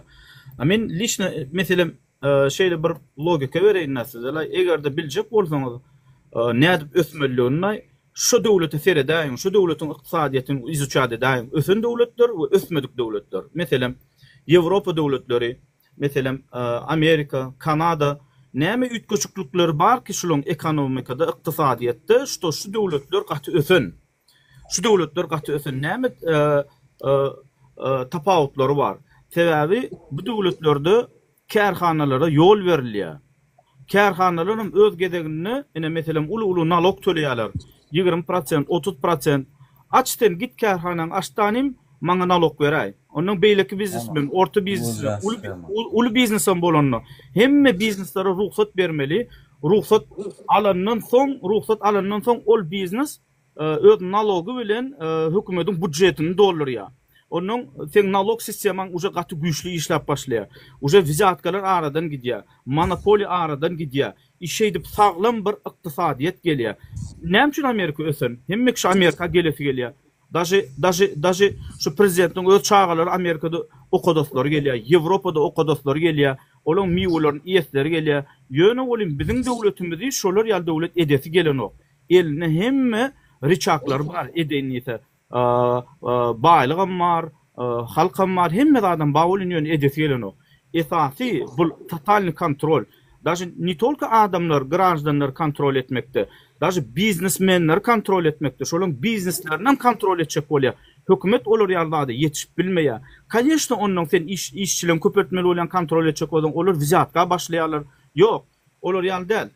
Goýber ykdysadyýety polnosy biznesmenlere ruhsat berýän ýöne şolaň nalogundan sen özüňe alyp durýan. Ene meselem Amerika döwletlerini dwaynoy taks bar. Alyanam taks töleýär, berýänam taks töleýär. Şeýdip taks diýilýär-de nalog. Nalogyň üstünden hökümet baýak gidýär. Näme üçin sen nalogy sistema geçip bilen ok? Näme üçin ene men bir biznes açatym ýerde bolýar, men sana 20% töläýin şu nalogy, 30% ýöne sen maňa şerti döret. Şerti döret. A şu wagt bizde näme bolýar? Wapşe nalog alynok, nalog we pul sokýan bolýan gözüni ýumuk goýberýär. Howa налогом какой-то НДС, налог на добавленную стоимость 3% mi, 5% bilemok. Padahod налог onu ideýanym ýok, soraýanym ýok. Конечно, budjetde pul galanyk. Budjetde pul galmasa da satan haritning pulunu iýmek bilen bolýar. Vizatka almak bilen bolýar. Şoň üçin biziň ykdysadyýetimiziň düýbi çüýrük. Düýbüne gatyr we çüýrüklük bar. Şu çüýrüklere men pikir edýänler biziň çüýrük rejimimiz hiç açanam aýryp bilmeýär. Egerde biz ösçük bolsak, tutuş täzeden täze ykdysady reformany getirmeli. O reformanyň täze adamlaryň üstü bilen getirmeli. O reformany sebäbi bilen beýnisini çüýrük ýen bular ýene-de şol öňe ösüp bilmeýärler. Bularda olar ýaly akyl ýok, olar ýaly tejribe ýok, hiç adam ýok. Düşünüp bilýärmi? Şoň üçin nalogy sistemany ösdürýän, telekeçilere volya berýän, olaň üstünden diňe öz paýyny almaly we olar ýaly bolany inni bir gowzady zanetist bolýar-da hökümetiň, toýst halkyň iş üçinçiligi. Halkyň iş üçinçiligi ýokary galýa bolyn, uje pula aborot köp girip başlaýar. Şeýle dämi? Olar öz aýlyklarynyň näme diýilýär şu nalog näme diýilýär? Padahod nalog uje köpelip başlaýar. Allah boly. Owa toýst bärde halkyň gazanjyk çeşmesi biznesiň hem nalogyň üstünden bolmaly şolar ýaly pul aýlanşygyň üstünden emma bolyn Türkmenistanyň ykdysadyýetyny gazanjyk pullary. Allah boly kim şonu etmeli? Ziyatkan üstü bilen. Howa häzir geljek baýka gowy soraw berdim.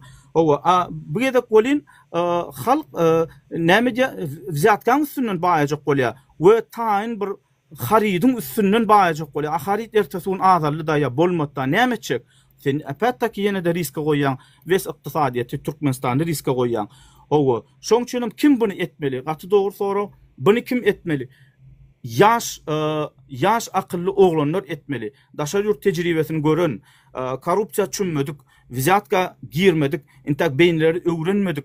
Yaş ýigitlerimiz etmeli. Yaş bolmasa da bar uly yaş bolsun ýöne akıllı adamlar, köpü gören adamlar, bilýän adamlar, şolar ýaly adamlar etmeli. Şoň üçin mara indi hiç açan umytda bolmaň. Bir rejim Türkmenistan döwletine halkyna bir zatlar berer. Hiç açan umytda bolmalylar. Ýekece umyt diňe şunu aýyrmaly we akylly ýaş oglanlary getirmeli. Daşary ýurtda öwrenen, Rossiýada, Moskwada däl. Onu da doğru düşünmeli, doğru aýtmam bular. Aleyküm ağalar. Ýewropaň bilen bilen. Aleyküm assalam. Goýmaly. Ana şey diyorum, Türkmenistan döwleti ösdürmeli. Hazır yine şu an Allah kulu seredin Nurri ağa düşündür ya kim şunu etmeli. Debatlar olmalı, debat. Hadi ber Nurri ağa. Olanlar men bir täzelik bilen geldim häzirlikçe bir gynançly täzelik bolam. İçim şu wagt gahar boldy. Bilýäňiz. Özümdi ordan saklayan. Gynansagam Murat Düşenov diýip bir inimiz bardy. Ýadyňyza salyň Türkmenistanyň içinde kanuny hukuklaryny, haklaryny talap edýärdi. Prezident de gözüň üstünde gaşyň bar diýen okdy. Kanun ne bolsa şonu talap edýärdi. Ýa kanun ýazan şolardan talap edýärdi. Ina kanunda şu barady. Şolawlany tökmet bilen 4 ýyl türmäge basdylar we şulaýyň 14-üne sorogy doldy. We göýermediler watandaşlar. Sorogy dolýa, Bajinskiler göýeren ok. Sorogy dolýa. 4 ýyl taýmagan sen tökmet bilen atdyň içeri. Ýöne sorogy dolandan soňam Kadiýetiň beren karary esasında 4 ýyl beren jezasyny oturandan soň göýeren oklar. Näme etdiler? Yine tökmet bilen içinde şunu ýala getdi, bunu ýala getdi diýip muny sorogyny uzatdylar. Ene. Näme diýip nämen gurrun edýäs biz adamlar? Nämen gurrun edýäs? Gurrun dawno gutordy watandaşlar. Gurrun dawno gutordy. Dawno biz herekete geçmeli. Dawno geçmeli adamlar. Ene dün men kanalımda bir ayal maşgalanyň saparıgy Lejwa diýip bir accountdan öýde paýlaşypdyr. Biz onun videosunu ayıracağını bilip sırada videosunu alıp kaldık. Özümün kanalında bu video yok. Men özüm koydum bunu 5.000'dan geçip like basıptırlar. İçinde 750 tane komentariya var. Hem doğru aýdýan da doğru aýdýan. Men kinemallı da men kinemallı. Ey adamlar, men bir daha da düşünemok. İminle sizin hakkınızı alsa gurlayan. İminle size de ise gurlayanız, yazyanız, like almasyanız. Yani siz degmedik yerde görünen yok. Men näme diýip näme goýuň adamlaryň aýdyňy ne? Yani haçan biz bir bela başymyza gelende görüşmeliläni başkankyda durmalylaryň beýdip bir zadyň öňünde durmaly. Nädip durmaly adamlar aýdyňy? Haçan maňa degse men görüşjek, maňa degmese de görüşjek gel. Men şunu çenni watandaşlar näçe ýyllap görüşetdim we eger men watanymy söýmesem şu zat etjek gel o. Watanymy sizden beter söýenim üçin halkymy söýenim üçin edýän şu zatlary. Adamyny iň beýik ýokarda goýanym üçin edýän şu zatlary. Watandanam, hökümetdenem ýokarda goýan adamyny. Ha ýene bir adamyň hukugyny ýetýärler. Indi siz aýdyň men sökmän şu hökümete. Nädip düşündirin şu zatlary? Nädip düşündirin bir adamynyň bir ýaş oğlunyň ömründen tagam 4 ýylyny iýdiňiz oňa türme tutulgyny tökmek bilen atdyňyzda basdyňyz. Nädip basylandan men siz aýdyn, daha şowda gidip barýaka, daha şowda ýanynda 2-3 tane adamam bar, daha şowda gidip barýaka. Geçiren oklar, han sen ruhsat satyň diýe, han sen tanzym hatyň diýe, olam aýdýar näme üçin tanzymy urmaly? Vay pandemiýa bar diýe, koronavirus bar diýe. Olam aýdýar koronavirus ýok diýer, hormatly arkadaşlar. Näme üçin ba bolsanda ba diýsinler diýe, ondan soň siz bizden niýe ýok zadyň diýe sanjym etdirip bermäňde diýe. Özüňde ýok diýäňiz, soň sanjym etdirýäňiz. Ýok bolsa men näme üçin sanjym etmeli? Şey diýen üçin basdylar. Şuň aýdan sözünde näme ýalňyş adamlar? Näme zat ýalňyş? Murat Düşenov şoň üçin 4 ýyl oturmalymy? Ana oturdy. Bolýa oturdy. Indi sorowdy olan soň näme üçin göýeren oklar? Ha? Nurgel Halik fne göýeren oklar häzir. Doğru. Olan bir şol dünya sağlık kurulmasynyň adamlar geldi. Paylaşdy. Bir muçuk nowadyň arasaýda dostlar no gayrat et. Bir syla hormatyň bolsun wara. Dünya sağlık kurulmasynyň suratyny paylaşdy diýip basdylar şol oglana. Anhaýny türmeden çykandan soň daşar urda goýberen oklar. Kaçana çen adamlar ay men başyma gelmedi bugün. Bolýa näme maya hatas raýu haçanda ole şey ýüküm ýok, ölse habarym ýok edip şey haçan biz gönelmeli adamlar aýdyňany. Sağır şey diyas, näme üçin edýäs? Sizin üçin edýäs. Bir zatlar düşündir ya, saatlamız gidirýäs. Näme üçin edýäs? Sizin üçin edýäs. Ýöne bu zatlara dogry düşünüp, dogry netije çykarýan ýok aho. Dogry netije çykarýan ýok içimizde. Haçana barsyň şu gurrun edýäs, hawo şu gurrun bilenem galýa. Şu gurrun bilenem galýa. Haçan bir herekete geçýär o adamlar. He? Näme üçin murat düşen ine şu aýyň 14-üne çykmaly şol oglan. Näme üçin göweren oklar? Näme üçin göwermendirler? Öýüne var, öýüne göwermendirler. Henidem gelen ok. Näme üçin kanun haklaryny talap edende sen günäkär bolýan, onu o kanun näme üçin ba? Näme üçin ba o kanun onu? Eger ben yazılan kanun talap edemde men türmäge girjek bolsam. Onu kim yazdy o kanuny? Ben ejem yazdymy. Kim yazdy o kanuny? Onu näme üçin basýaňyz? Kanun näme üçin ýazýaňyz? Näme göre ýaşamaly adamlar? Gurban Gulynyň nämen halap, nämen halamaýanyny bilip ýaşamaly adamlar. Nädip bilmeli onu? Ha? Şoňa döwlet diýilýärmi, şoňa hökümet diýilýärmi, şoňa ýurt diýilýärmi? Bollulay adamlar gelecek derejemizde geldik, geçecek derejemizde yetdik. Her biri çıkıp videoda, TikTok'larda ya keselli men kömek edin deyip dursunuz, ya men hakimiydiler deyip dursunuz, 200 olur mu, ana Novruz hali vermedi deyip dursunuz, video çekip dursunuz. Asıl o videonun aşağısına yünglerçe adam yazıp duruyor, menkine mallı da menkine mallı. Yarın ben şu profilimdaki insonki videonu görün. Aşağı dolu doğru aytyan menkine mallı vermedi. Aramın diyelim deyip oh rahatladım söktüm ay şuna söktüm. Ey Nura erkek söktü şunu. Taliba erkek diýdi şunu diýdi rahatlalyňmy bollumy. Assalamu alaykum. Nuri köşeş bir daha sorajak. Talip bir jamyň Nuri. Bolýar näme etmeli sen aýt näme etmeli halk näme etsin? Näme etmeli? Talip çağırşyp oturuyor. Konkret görüşmeli. Çağırşyp oturuyor. Şu wagtdan ýerinde aýlanmaly. Türkmenistanyň içinde halk. İnternetem yok, görmem bile yok, eşitmem bile yok belki de. Yani siz görýän adamlar şundan başlap ýygyňyza gaýdyş programmasyna hiç kalman başlalyň ýurdun içinde hereket etmesek bolanok adamlar. Yok men seriýosy soraýandyr Nuri. Seriýosy soraýandyr. Men sen sözüňde tutjak bolup soramok. Daway. Normal, gramatly maslahat ber. Maslahat ber. Ya da maslahat edeliň, maslahat alalyň bilýän adamlardan. Karona men sana diýip, daşarutdakylar ýurdun içine barmasa, ýurdun içindekiler aýak almagyna duhy ýetenok men size aýdyn. Daşyndakylar baryp biz golluk bolmasak daşyndakylar duhy ýetenok. Daşyndakylar %70'iniň duhy ýetenok Nuri.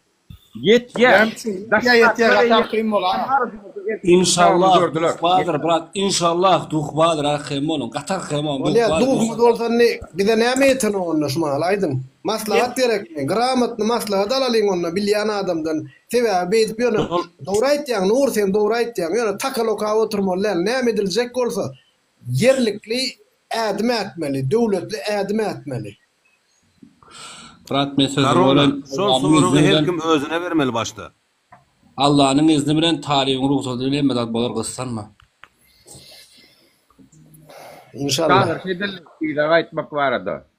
Ay adamlar galsa menem men näme etmeli? Suat men eşitýän maňa diýen zatlary adamlar galandy görsem men şoň biledim aljak diýär. Ýok, Suatdan Allah'ym Suatdan ýörer. Suatdan alalyňdan Suatdan ýören Türkmenistanyň içine goşolyň. Çünkü bizem bilýäs daşarutlardaky mitinglerin, protestlerin manysyzlygyny. Prosto adamlara gorkusyny ýeňmek üçin öwretdik bu zatlary. Ädim adamlar görmekden gorkýardy, mitinge nirden gatnaşdym.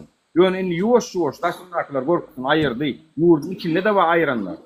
Prosto biziň esasy goşulmamız daşarutlar zatlar gören halk içine barmalyny, içinde hereket etmeli. Bir ýurdun içinde Heyda yok daşında miting et, protest et, goh et, kalmagal et, o hükümet o sayda dur ya. Bir içinde adamlar. İnternetin yok wagty Lenin wara, internetin yok wagty Listovka bilen Paşa Nadartare ullokan Ak Paşa Nadartta. Ýöjel bir häzir şu internetin şu ýagdaýyna bir de Hemme da yeterlik prosto yank sen dişin ya duhmu deten o. Nurak Instagram sen bilen tarih adamın gözüne düştü Instagram. Ağzı Lenin'e Avrupa kömek etti pul bilen. Top zatlar Avrupa bizeden bir 10 milyon dolar zınsın da içine en burulin var palıp yalı 10 sana adam bugün de efir açsa var bir hepten içinde yoğan değil. Yok etseden böyle. Bak Хорошо, bu yeter Lenin'e biz Avrupa işlemeli zat etmeli bilen. Avrupa köme onu. Lenin'e edittir onu. Bir de ne için edin ok. Men sizin karşınızda değil, men sizin yanınızda yani şu tora ödünüzde böyle bir Lenin ne edip Avrupa'dan kömek alıptır. Ne için onu biz alıbilemdik şu kömeği. Onu şu Avrupa'nın bir de kömeği gerek olsa. Biz özümüz hakikatimiz bilen öňe. Yo olara vara Türkmen halkının gowy ýaşaýany teret şunu ýakdan çıkarman. Her yurt hökümeti talip bir mulçuk. Gayret et. Her hökümetin öz bähbili birinji ýerde durýanlar. Olardan biz aýp gözleme hakymdan ýok. Gallanca sen Türkmen halkyny alad etmez. Gallanca halkyny alad eder. Rossiya öz halkyny alad eder. Türkmen halkyny alad etmez. Biz özümüz öz göwlegimizi özümüz kesmeli. Ýalar. Anna men bir daha aýdyn Nuri. Seret bir de var alýalar elinde. Bizim halkymyzyň duhlanmagy üçin bize anam gerek. Anam ýeten onu. Bilmeýän zadyň ana ýalňyş düşün, dogry düşün. Anam ýeten ok. Bizim adamlar kölewetimden orkýar o. Bir anam ýok. Anam bolsun häzir şu men häzir turamda ýanymdaky anamym bolsa Nuri. Corona bir minut inam ýöne beyni ýeten o. Obrazowany ýeten o. Politika, siyasat nämeligini olar pikir bize değişli däl siyasat. Ýöne her sapar. Bakınca bize değişli şu siyasat. Yine şu vakt 5 yılın önce 50 adam bardı var efirlerde. Şu vakt öyle mene talip geldi, mün adam boldu. Yenem 2 yıl 3 yıl garaşalım 5.000 adam bolur. Yine şu dövrde görürsünüz var. Bir mont. Hemen bir mont talebede sözleri gayra içi gepten dolu bolanyň. Yan aýtdyňyz da bize näme üçin ýurtdaşyna Ýewropa kömek eden ok, adeden ok. Bile size sebäbini aýdynmy? Erkek gurrun oğlumdur. Näme durmuş tejribemden aýdyn. Birinjilik bilen imene men özüm barada aýtdym Nuraga barada. Men şu ýola çykyp başlamda hemişe din barada aýdyp berip başlaýardym. Hadisler aýdýardym, zada aýdýardym. Ýewropa dinni, İslam dinini propaganda edýän adam gerek geldi. Erde men İslamdan başga zatlar aýdyp bersedim, başga bir dine uýan bolsam, zat bolsam, belki olar gollardylar. Ikinjilik bilen Palestina-Izrail uruşy. Uruşyň başlandan bäri Matale görem efirge çok bolýar. Palestina-Izrail uruşundan iň başdan bäri Palestina biz müdama meýdanyda gurulaýardyk Palestina barada. Humanitar kömegini ýekeje Türkmenistanyň eden adam men gurundan şonu 10 sapar Palestina kömegi uratdyk. Türkmenistanyň menden başga şu arada hiç kim bir saparym kömeg etmedi, adam etmedi. Doğru, yalanım bolsa aýdaýyn. Men gurundan şu zatlary. Doğru. Hiç korkmadım, çekinmedim. Bula ikinci sebep. Eğer de men olar üçin udobna bir adam bolsam, kontrol ediler ýalar. Men üstünden kontrol edip bolsadım, belki olar golda aldyran, zalim ediler. Ýöne olar görýärler ki men birinjilik bilen Allah razylygy, ikinjilik bilen halkymy goýan üçin olar meni bizi gollamadylar. Ýöne biz watanymyzy, halkymyzy söýýänimiz üçin şoňa görä hereket etmeli. Düşýärmi? Sen diýäňi men alalaşýan. Ýöne teret berde din garşdyrmaly. Näme deliň? Din garşdyrmaly. Her kim öz näme anan ýan bolsa, näýli nemet ýan bolsa, haýsy dinne bolsa da öz näme etsin. Ýöne bizim esasy birek anamyz bolsun. Talip men şonu aýtsak bolýan. Birek anamyz bolsun. Sen saňa teret bir zat aýdyp oturýan. Men wara şu Telegramdan uje müňden geçikdi men bilen habarlaşan adam. Bilýän, men kirem görem ok, sen menen video okladym saňa, men kirem görem ok Talip. Men saňa aýdym, Talip, men seňle gurulaş oturýan. Men saňa Talip bir zat aýdym, Telegramda da gurulaşýan. Saňa bir zat aýdym. Bizi wara, bir gurbanulu şeyin bize Avrupan kömegi gerek gel ho. Biz bir-birimizden anamız olsa halkın önüne duracak güç yok. Hiç yurtta da Trump nereye ödüne gown etti. Trump'a meğer Amerika'ya varsa geçen ol bir 5-6 yıllıkta bir ne öyle ol ne etti. Amerika'nı alçıladı verdi. Doğru mu yanlış? Hakikat şu. Hakikat. Halkın önüne durabilecek güç yok. Bizim bir-birimizin önümüzde durup halkın önünde durup bilecek güç hiç yurtta da yok. Dine halkın bir-birine näme Gırgızlar dinle nemettiler mi? Gırgızlar dine halkına bir-birine bilwalaya.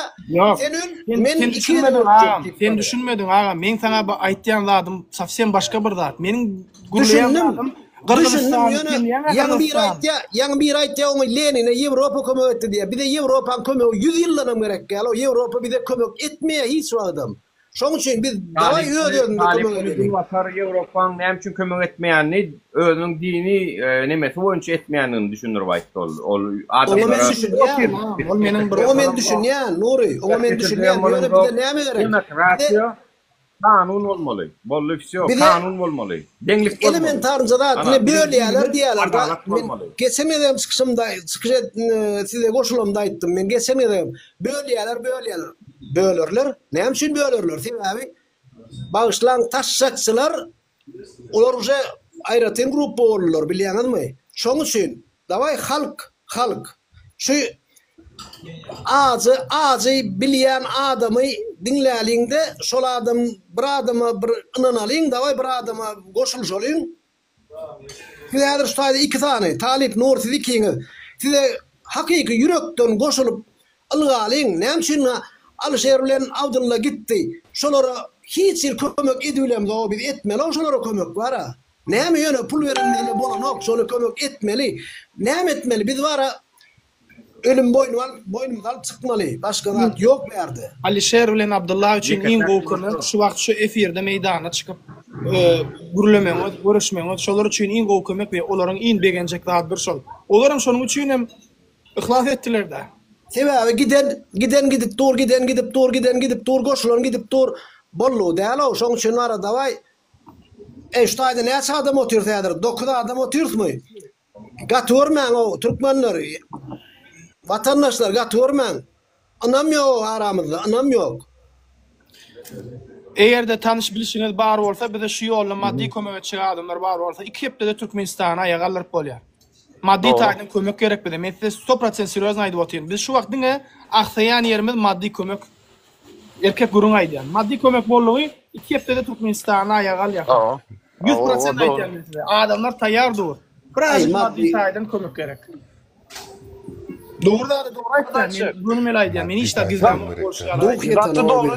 Gatty doğru diýin Talip. Korona bir zada çekseler her kim näme edýär türkmen egerde bizi goldaýarsa doğru çygyp biz doğru tarapda da hemme zat doğru aýdýar. Yaman köp nime TikTokerlar çykyp oturýarlar şu wagt wara nimede Türkmenistana. Herkili videolar basýar. Aýdym aýdýar, ho begen ýalar zat edip даже İngilizce de men gördüm wara spesialnie şu Avrupa üçin biz Türkmenistan gowy ýaşaýardyk. Şu taýda wara aşagynda ýazyň vatandaşlar. Yalan gep, yalan gurrun şol wara biz diktator. Şu zatdan ýerde biz gorkmen ýazyp başladyk, ha? Yurttaşyndaky türkmenler häzir hemmäňiz oturýarsyňyz. Bir daha soraýyn. Talip ýa-da Nuri, näçe patpisçiňiz bar?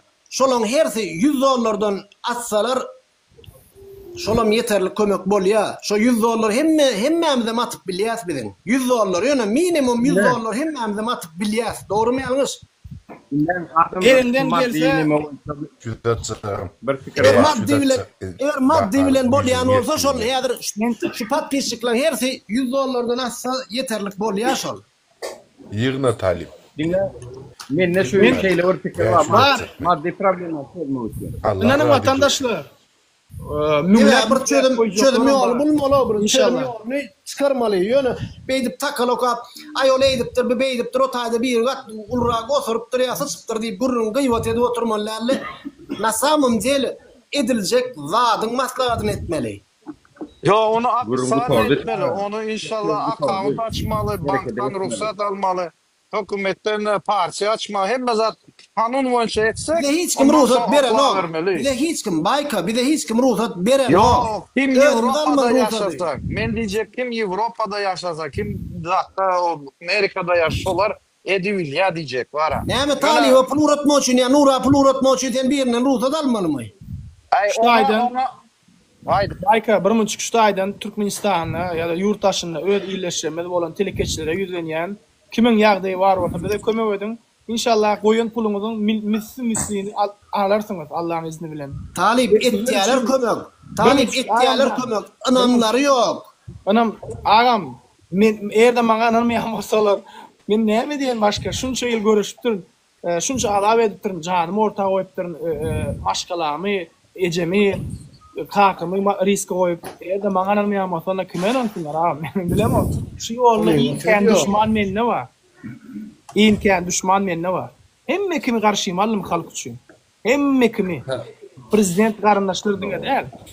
İfem içindeki işler böyle sistemada kanunlar için gündemin video çekotin olur. Düşünen talip yani. Karana bir mesele dönüyor. Karana bir mesele. Aytsak maslahatım şutayda oğlanlar davay birbirimiz tanımalıyım o. Birbirimizi tanımak gerek gel. Yani inanmız bolsun birbirimize.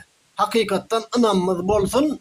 Yankı nurin zanı oturuyan zatlarını amala aşırıp bol ya talibin diyen sözlerini yerlikli amala aşırmalı. Partiya uğruna düş, partiya uğruna düş. Hem zat ofisalini açyan, ondan sonra sana hükmedem Amerika'dan fondlara kim sana Korona, men sana yakıcı soru verecek. Türkmenistan'da düşman nomor 1 Nuraga bilen Talip yağından çıkarmış onu. Hiç il yağdaydı. İkisi düşman nomor 1, nomor 1, reytim. Düşman ne? Yok. Bizim gözümüzde düşman değil. Can ağam. Her kimge mədir için dinlesen düşman, bir yekece düşman var o tayda. Yekece kalan var düşman. Nurun sen canım.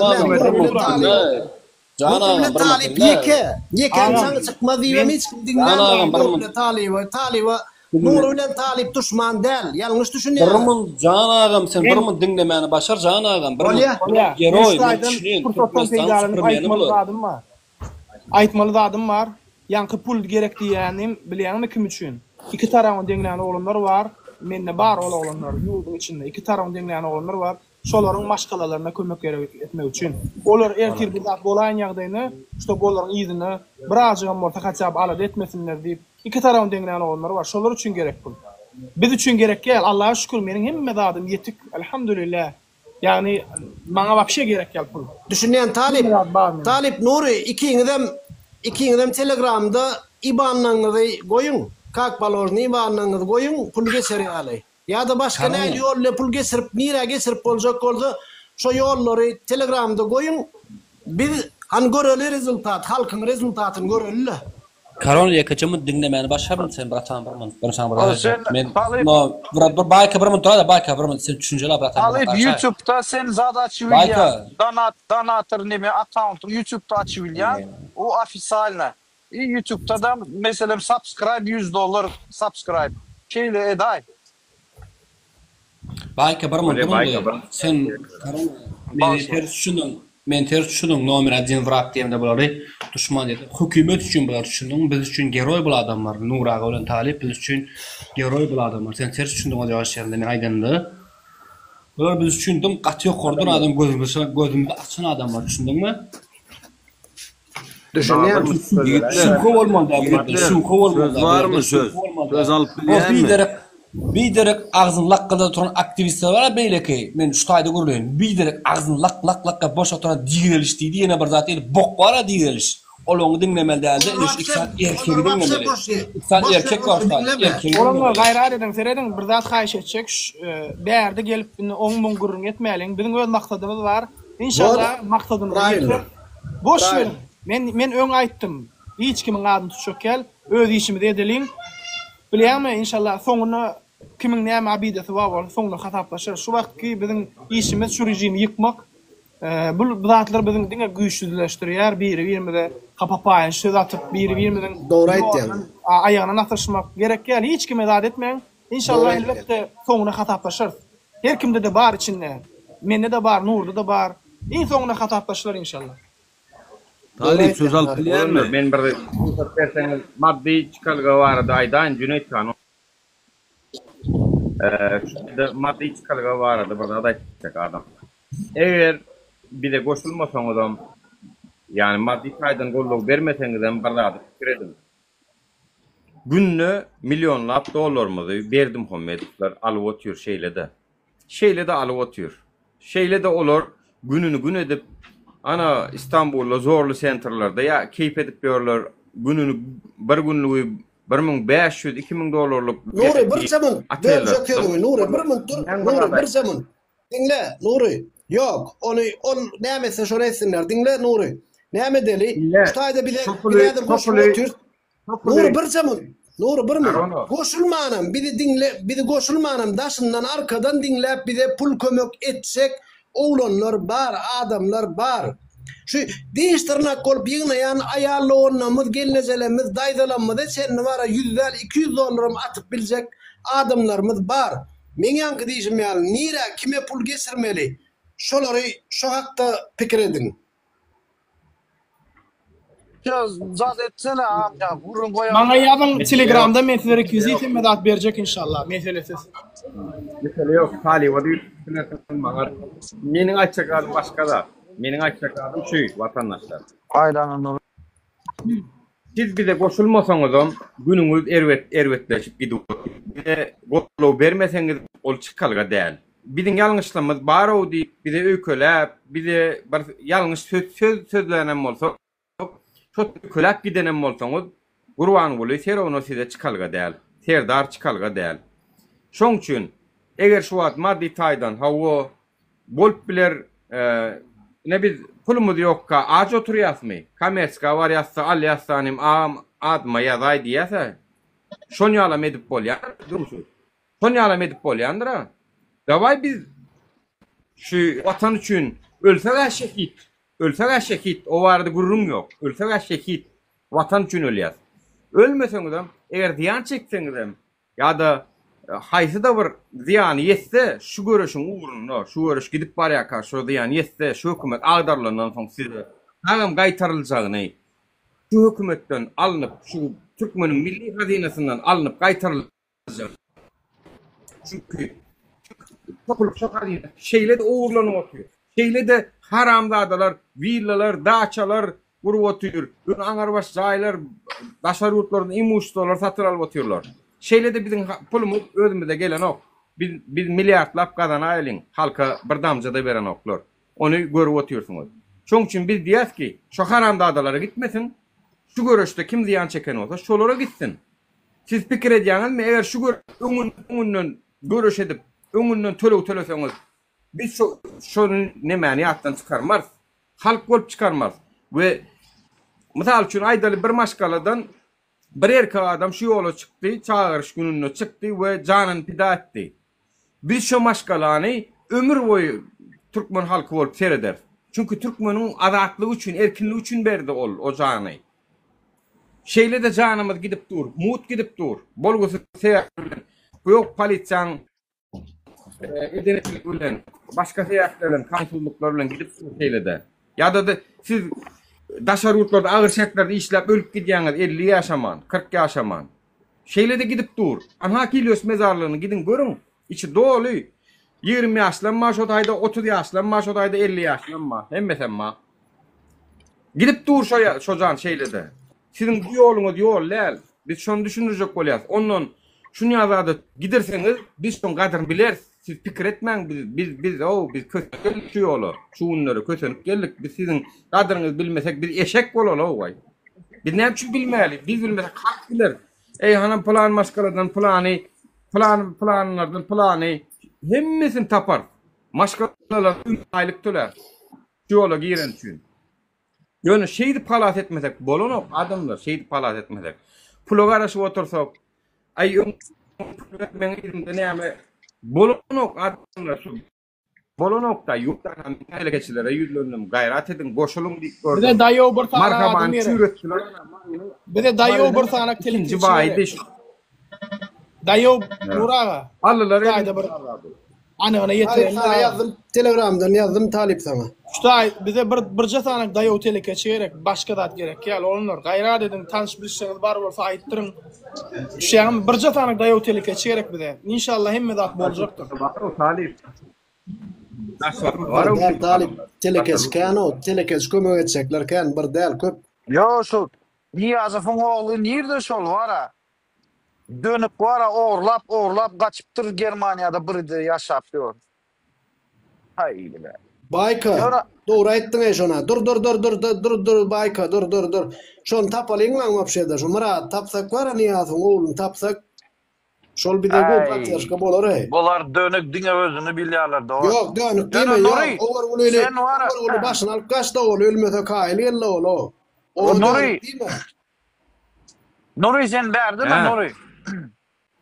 Nuri sen şu girdeci var Türkmenistan'ın girdeci göre biz näkili yaşamalı şonu adam aýdyp berayık näkili yurt sen mysa berýän wara. Ondan sonra Nur aýtmanda da bilýär bütün millet bilýär onu. Näkili yaşamalı şu gir. Korona doğru aýtdy, Niyazov'un oğlunu tapmany. 100% doğru aýtdy. Zani yananlar var hakikaten zani yanan adamlar onun addeşkaz başkası olacak hakikaten. Yekice sonra gün Barmut adamlar bakın.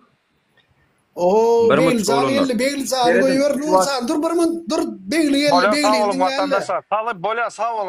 Yaşasın Türkmenistan dine ona ha. Begli gel dost. Begli. Germanya'ya belli.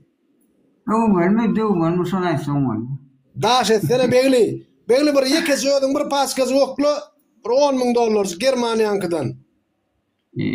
Bahar $10,000. Bahar şolo yettiya so senden yettiya. Ayırdım o begliyini. $10,000 ayırdım begli gerek gelle boş versene begli. Tanayan beglin tanayan na ho. Bilim tanayasla ya gerek gel. Biz halkın içine majaleti topun görüntü için açsam oklay bile fir. Davay halkın gımmatlı vaktini volgusu zatları geçirmeli. Buna seriyoz mongololuyum emmeňiz bara. Seredin bir zat aytsak. Seriyoz gurrun edilýär imanna. Mene sözümde agran barmy kadiýan? Oğlunlar bir muçuk gedek beraýin. O näçiňiz bäh. Rasmasaga gezip görseňiz açsagam gedek bereňiz o. Bir muçuk ruhsat beraýinmi? Näçin bir öňünden töle alyp etmelay watan üçin watan gereklerini watan üçin bolany öňünden töle alyp etmelay şon soňa goýarlar tölegli meselesini. Töle ýagny soňa goýulýanda watan üçin edäýin şunu biz siz aýdaýyn şu Talip bilen Nur men ikimiz baram. Eger şu zatda közenler görüşmeli bolsa iň soňky adam biz görüşmeli adamlaryň içinde. Biz metre közenler bir sentrara girip aşağıtlara gidip ekmeği çekip bir giden halkımız var. Onlardan alır oturlar oluşturlar. O zaman okulunu oradan takıyorlar. Onu alır oturlar. Olur haçanla sapargalıcı var deyip bir ayarlavanma çıkıp gururlarına aşağı hakaytyan, doğratyan, berekella, malades, menkine mallılar. Gidip gadiyalar görün aşağına 700'den kendi komentar var. Gatken için ne için biz daşarıları dip itinini görüp yıllap işlap ayrısı bir şey kazanmalı. Haçanla şodatları sizin 10 yılla kazanacağınızı 2 yılla kazanma mümkünçülük verecek oturkak. Olam öz yurdumuzda. Haçanla öz yurdumda şu an 2 yılla kazanıp bolyaka ne için siz 10 yıllık yola girecek olup hemmeniz vize centerlarda oturuyorsunuz. Ne için şodatlara koşulak yani şu ananan oklar, başkasına anamı yok, üt kocaman anamı yok. Çünkü öňden ver görýän zatlar ütgemede üt pikir edýärler. Näçe biz inanýarsa siz inanaňyz. Näçe şu watandaş inanýar aşakdan görýänler inanýar da siz inanaňyz adamlar zat görmeýänlere diýen men. Näçe siz haçna gyýska ýol waka uzak ýoldan aýlaw ýoldan gitmän saýlaýaňyz.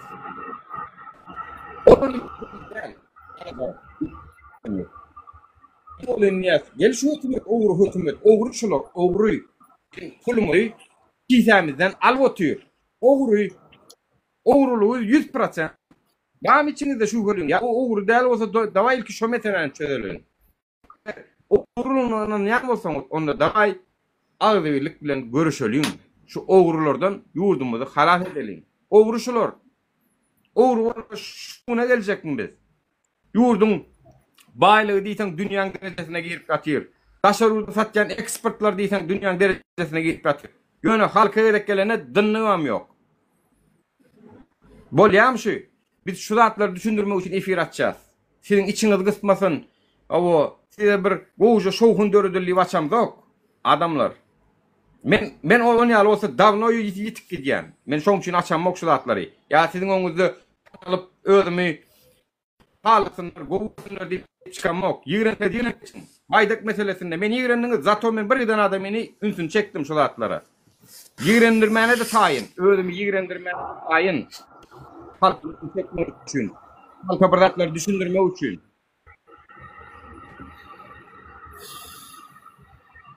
Hay vatandaşlar. Gıyıska yolu varka. Talibin eden çağırışına bırakılı olasın. Yakın vakitte Türkmenistan edilecek hareket olacaktır. Bunun için şu vakitten Amerika'da, Avrupa'da, Ukrayna'da, Belarus'ta, Mısır'da, Rusya'da, Türkiye'de kim dinleyen olsa yurdumuzda yoş bilen dolan olun, baralın, tayin olun çağırışı. Siz barmasanız yurdun içindekilerde duh yok. Sizler koşmat koşmasanız. Ve çağırış seriyoz mu bolsun?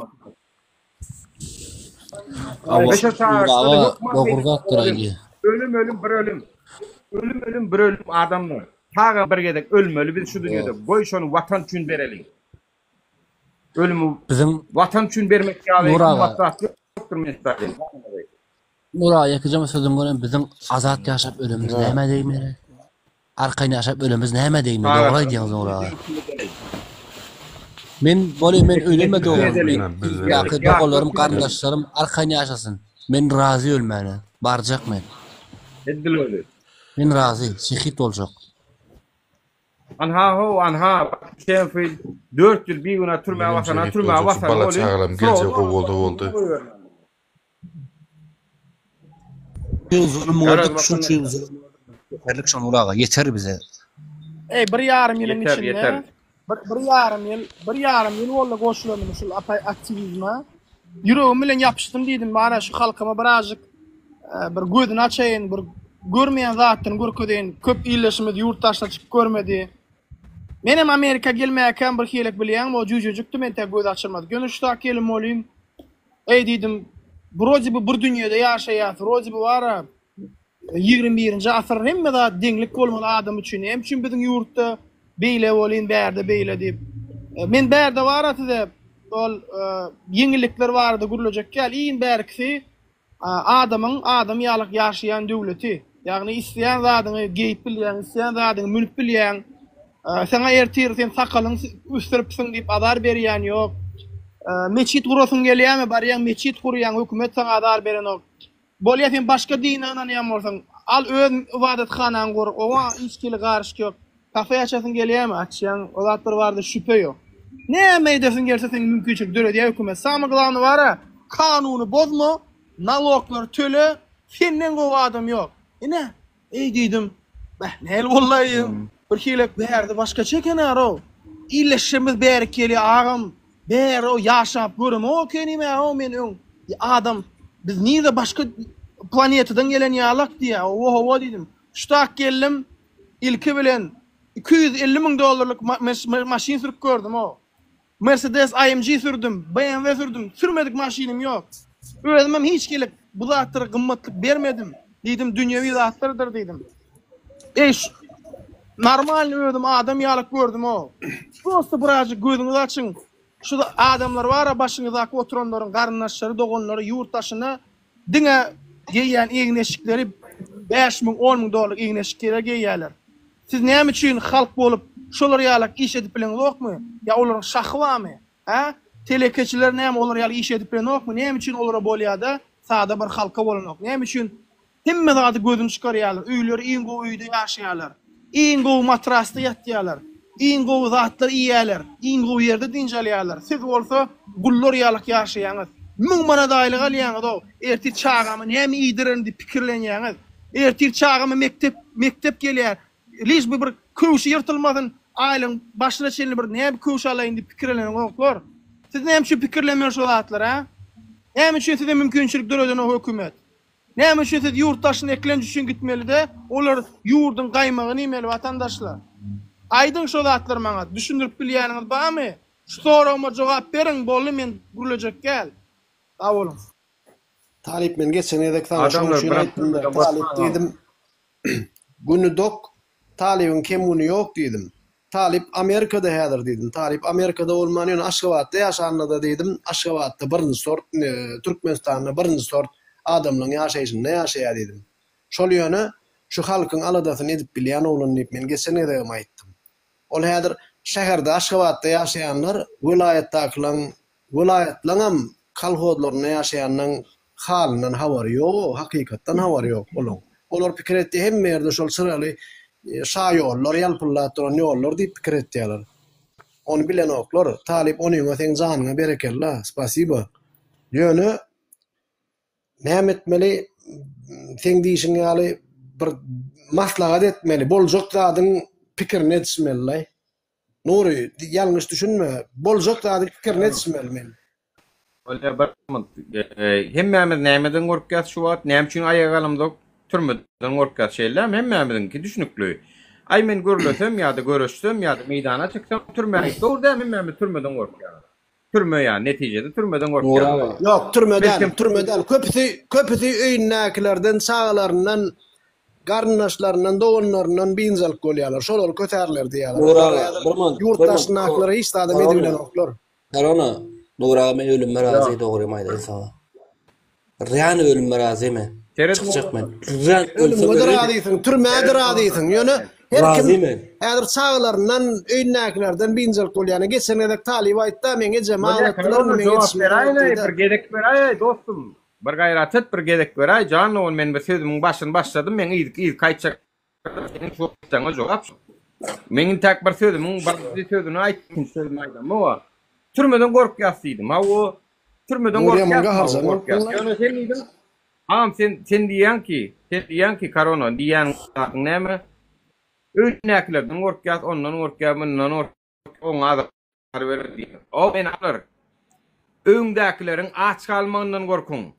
İşsiz galyp onuň gapysyna gidip gaýrat et, kard beräý diýip ýalwaryp görmekden gorkun. Buna düşmekden gorkun.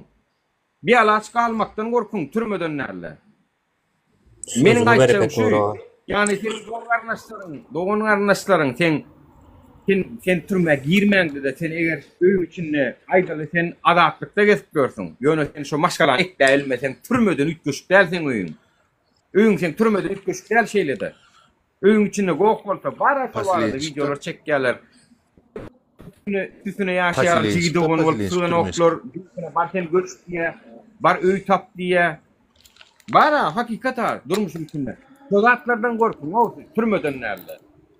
Şolatlara düşmejek bolsaňyz onu gelin aýralyň şu owurlary diýer. Owurlary aýralyň diýer. Jogap boldum korona şolsan. Bolýa aýraly, näde aýraly, eliňle tutup aýryp bolýarmy? Nuri jogap boldy. Näde aýraly? Aýtda, şo taýyny aýtda maňa. Korona hem magzy bir aýaga aýryp bolmajak. Resmin bolmaly. Halk aýaga almaly. Onu çekip aýryp bolýan owru barmy? Korona mihmanlar. Rumun Jan kıratla düşünmeli, ilki kellenden okot koymalı, ondan aýryp bolýar. Adamlaryň tek kellesinden okot koýanok, zapitaýa goýýar. Ýöne şeýsem näme bolar?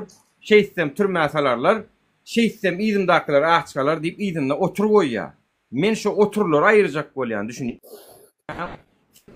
Şeýlede açgalýar ýa-da sen türme girmeňdi de sen anha daşarurda çykmana zar sen we senin vizany beren oklar. We o jagaşy pul jagaşyň ma sonkujo. Zordan ölüp getip $200 tapanca onuňa malyk galýarlar.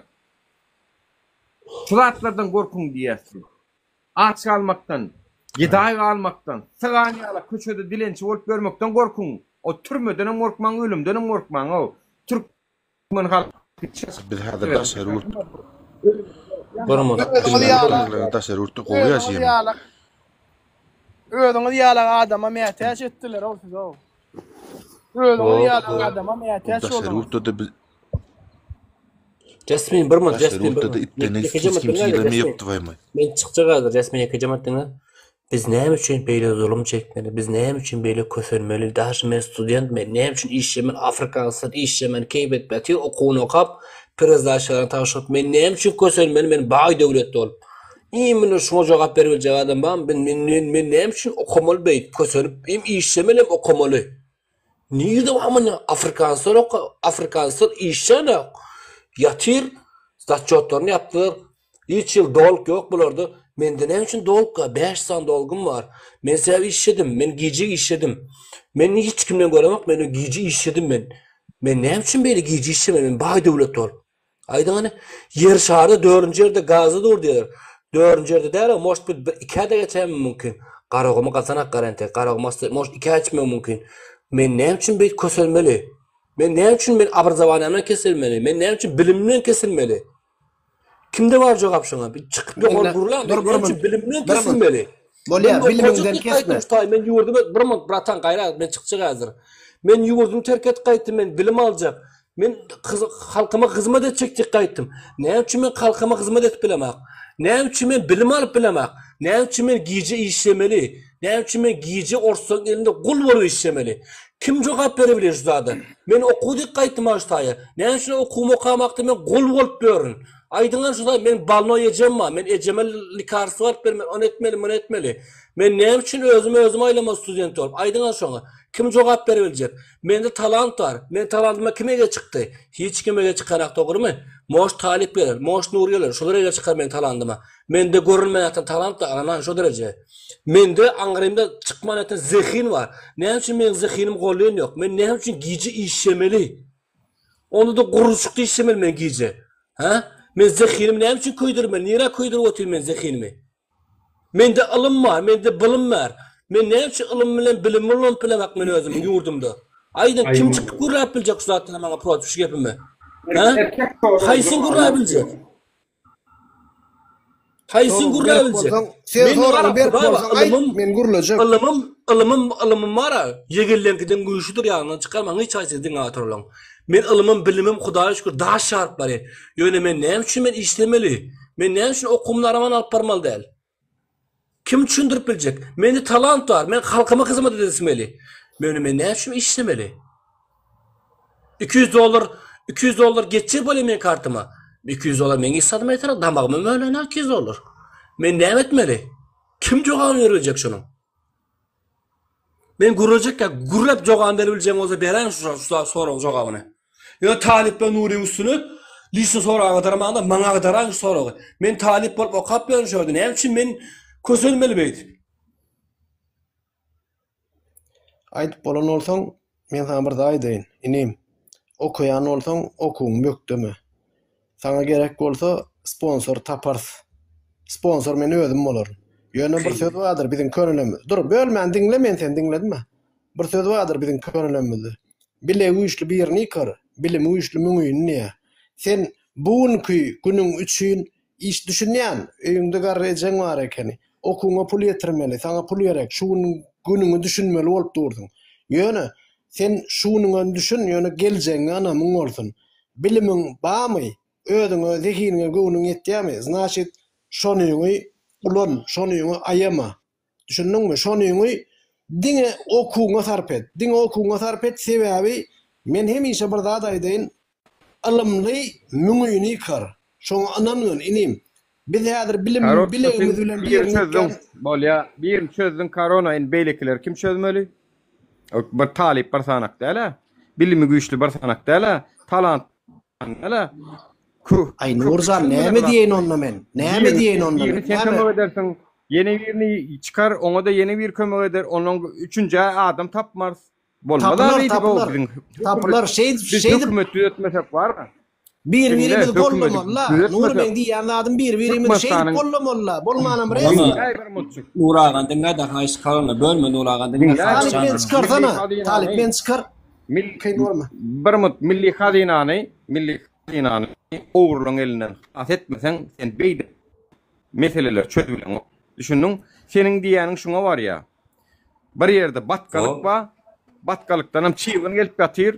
Biz diye çiğvini yeke tutup bilirli. Biz hem şunu niyaz. Yok şu batkalı guru dolliyaz. Şu çiğvinden çıkan yer batkalık var şun guru dolliyaz. Biz şunu niyaz. Sen olun yeke çiğvinler öldürülüyen. Beydip sen çiğvinlere öldürüp bilmeyen, beydip sen her bir talibi eline mudadıp bilmeyen. Onun için gelip aytacak ve aytmacak var. Aytman ödünü obsijitini ödün atacak var. Bollum şon yal vakalar ödüne mastılar. Tak što kökünden çözmel meseleni. Biz şoň üçin görüşýäs. Biz şoň üçin görüşýäs. Milli hadynany owurlardan halat edip, milli hadynany halkynkyny halka gaýtaryp bereli. Halka hyzmat üçin sowaly. Biriniň şahsy hususy mahabatlandyrma üçin ulanmady ýaly. Onun diňe şu milli hadynasy diňe gurban gölyny mahabatlandyrmak, reklam etmek üçin ulanýar. Telewiziýne diýsen şoň işläp ýatyr, aýlyklary hadynadan alýarlar. Näme çıkdynadan alýarlar? Gurban gül kizesinden bersin. Biziň işimizden o telewiziýne. Haramlady diňe biz ýallaryň kanallaryny bloklamak bilen başa gaýtam. Alo, salamu aleykum. Onun için bu meňzeş meseleleri kökünden çözmek üçin owurlary aýyrmaly. Owuruşlar. Owury bilýäniňiz owur giýje çykyp nasıl olsa owurlar şonu owuruşlar. Onun tapaw diyor. Şondan yüzet servet olmasa pestel şolar. Olaryň başymyzda otyr. Sponsorşykmalar da hökümet sponsorşykmany urasyn aýdýaňyz dogry diýeňiz dogry men gowlunsyň gepiňiz. Maňa näme üçin il sponsor çyksyn? Hökümet gözünüm näme üçin maňa il sponsor çyksyn? Men talanmyň gömelip bary. Meniň ine okyan uğrum men böyle görejegim ben şurada gaty важный uğur Türkmenistanda. Şu derece gerekli uğur ýöne maňa men näme üçin işlemeli? Men şoňa haýran. Men gaty важный men uğrum. Halis ana men gaty важный. Taňa hökümet kursundan kalmer atsan berip duran sen ene gataň öz pulu bilenjik taňa eçik ýa-olun. Hökümet haramlady konvert atsan neden o aýyň barkysy? Konvert Nuraga men tamam dowlet sen hukukka ýa-la men saňa berdim şol hukuk karhanasyna baryp şu manadım dollara urp berdiýem. Oy men hökümete ýetýän, hökümetiň bankyna ýetýän. Sen ýok diýme hakyň ýok. Ýok diýmeler sen. Başaran okmy? Onu poha kontrol edip oturdyň emme zady, ber tutup oturdyň. Göýber erkin bary udagatlygyna geç. Näme üçin geçen oňa? Meni hökümete taklap oturdyň. Ana. Meni Türkmenistana ene tam fal bilmedi oku. Ene tam fal bilmedi sebäbi daşary dogratdy. Daşary orada uğradanda da ene meniň tam meniň konvertasiyda geçirip bilmez zat meniň hukukym, talandym köýüp bary. Höwesim köýüp bary. Men şeýle düşündürende meniň talandym uje yandy. Meniň hukukym yandy uje men bolun höwesim yandy. Kän zatdan men şeýle bir kelli oglan uragana. Gaty şeýle bir kelli oglan. Kardaş. Sen näme üçin daşyna çykyp gurlap Türkmenistanyň içinde aýtmalar şeýdi. Men ölüp barýan, talandym, ölüp. Leydi boss, men näde gurlaýyn leydi boss. Men daşynda men adam da gaty köpdeme daşynda men. Uje men gaty köpdeme daşynda men dogonjum üçin men Türkmenistanyň içinde pasy beri. Öz ýurtda bilim alasym beri. Men para bermän pulum ýok şolar. Şunyň dogonjum. Bizden sen ýalyk şundan marza sen ödüň video çykaryp ayna men plan men yüzlenýän şeýle diýip gurlamalar berde gelip. Emmek sen ýalyk gurlaýa soňy ýok ýöne. Dogonjum men gurulajak wagt men videoda çekjek ajemy. Men näme üçin ejemli ene tam besip men gorkýan ýerim. Ene tam ejemli men besip koýýar düşündiňmi? Men tokum tiýjem besip koýýar. Tokum tiýjem isten keşerler. Meniň gesiplerini ýurdum. Meni arkaýyn berip bilýär Türkmenistana. Mene siziň raýatyň şeýdip berdi. Men raýatym şeýdip berse, al sen raýatyň şeýdip beriljek ýurtda gesiplerini dogonjum düşündirip bildim men. Aýradyň watandaşlar 5000 efir like basın jaly urada oturlar. Haýyş edýän like basın. Saraňdady. Men hazır Türkmenistan men sorasa Leydi boss Türkmenistan sen sorasa bir müddetde sen Türkmenistan sorasa itak sen şutak girdin. Sen sorasa bir koýarmal sen ýüregiňe bir ýerik baglamala. Men şumat girip şutak burlaýan. Meni etler hökümet gütüne soksun diýip girip burlaýan men. Şuňa sen ýaly sen ýüregiňe bir wada baglamala. Любой время ýurdum üçin, любой время halkym üçin, любой время ýurdum üçin Dinle barma Lady Boss. Lübo vereme halkım için, lübo vereme yurdum için men ölmene kayn, men tayin, men talib atjot verdim. Başka adam atjot verme tayin der men. Doğancam şey düşünürəm men sana. Men berme atjotum talibe verdim. Başka hiç Sen efirde otursun düşünüyorum. 10 yıllık men on atjot verdim, on atjot verdim. Da hiç kim senden atjotam soranı. Umuman aydan sen enen atan ala deydiyan, yine birini ala deydiyan. Men sana men böyle dur. soğuk diyen. Lady Boss. Lady Boss, men yüzüm açıp olsa yüzüm aşağı men. Açmam onu daha yüzümden. Pat bir şey var metanak. Aşağı men yüzümü görülecek. Doğru mu? Yo Gerek mi yüzüm açma. Gerek yerini açarsın. Gerek yerini. Tiryal oğlanların bir de arka tarafta ulu kömeği deger. Şoň üçinem gayrat edin. Ýüzde açman, olar ýaly aňsatjak aw bolmaň. Bir hiç katanam bu ada çenli öyle eginleşlermedin. Men ana iňmerkisi fakat şu derman çıktım bile. Ama sonrasında şu vaka bolondan sonra. Luha var istenen sonra. Soýş hiçbir adamynyň kim bolýan janyň pida etmeni, gylnyň gymylamagyny prosto ýöne tölemeli olsa tölemene taýýar. Awo hemmämiz. Başka variant yok. Bu haramlara milyardlar taslap gidesler gelen. Milyardlar mesih edip koyup gidesi gelen pulum tüyücü olur için. İndislikli. Ya Nuranga bilen çawun efirde. Ya çawun efirde. Ya xarı qalman dinleýän näwin gelýärler derdin aýdya bolly ýok. Ertir bir zat etmeli bolanna. Barýan diýenlerem barmaýan men garanti berýän şol adamlar. Lady Boss. Doğancam dinlemeli. Ayarlarım Lady Boss. Ben iýminde talim diýemok men çawunla dinledim sebäbi gurlaman dinledim ýöne. Diňe efirde gelip gurlamalysy adamlar gurlap bilýär, bolly başy işde edip bilmeýär. Ay şu gurlayanların hepsinin yüzünü Nuri, Talib bilýändir, tanaýandyr, şoň üçinem ynamy bardyr. Lady Boss,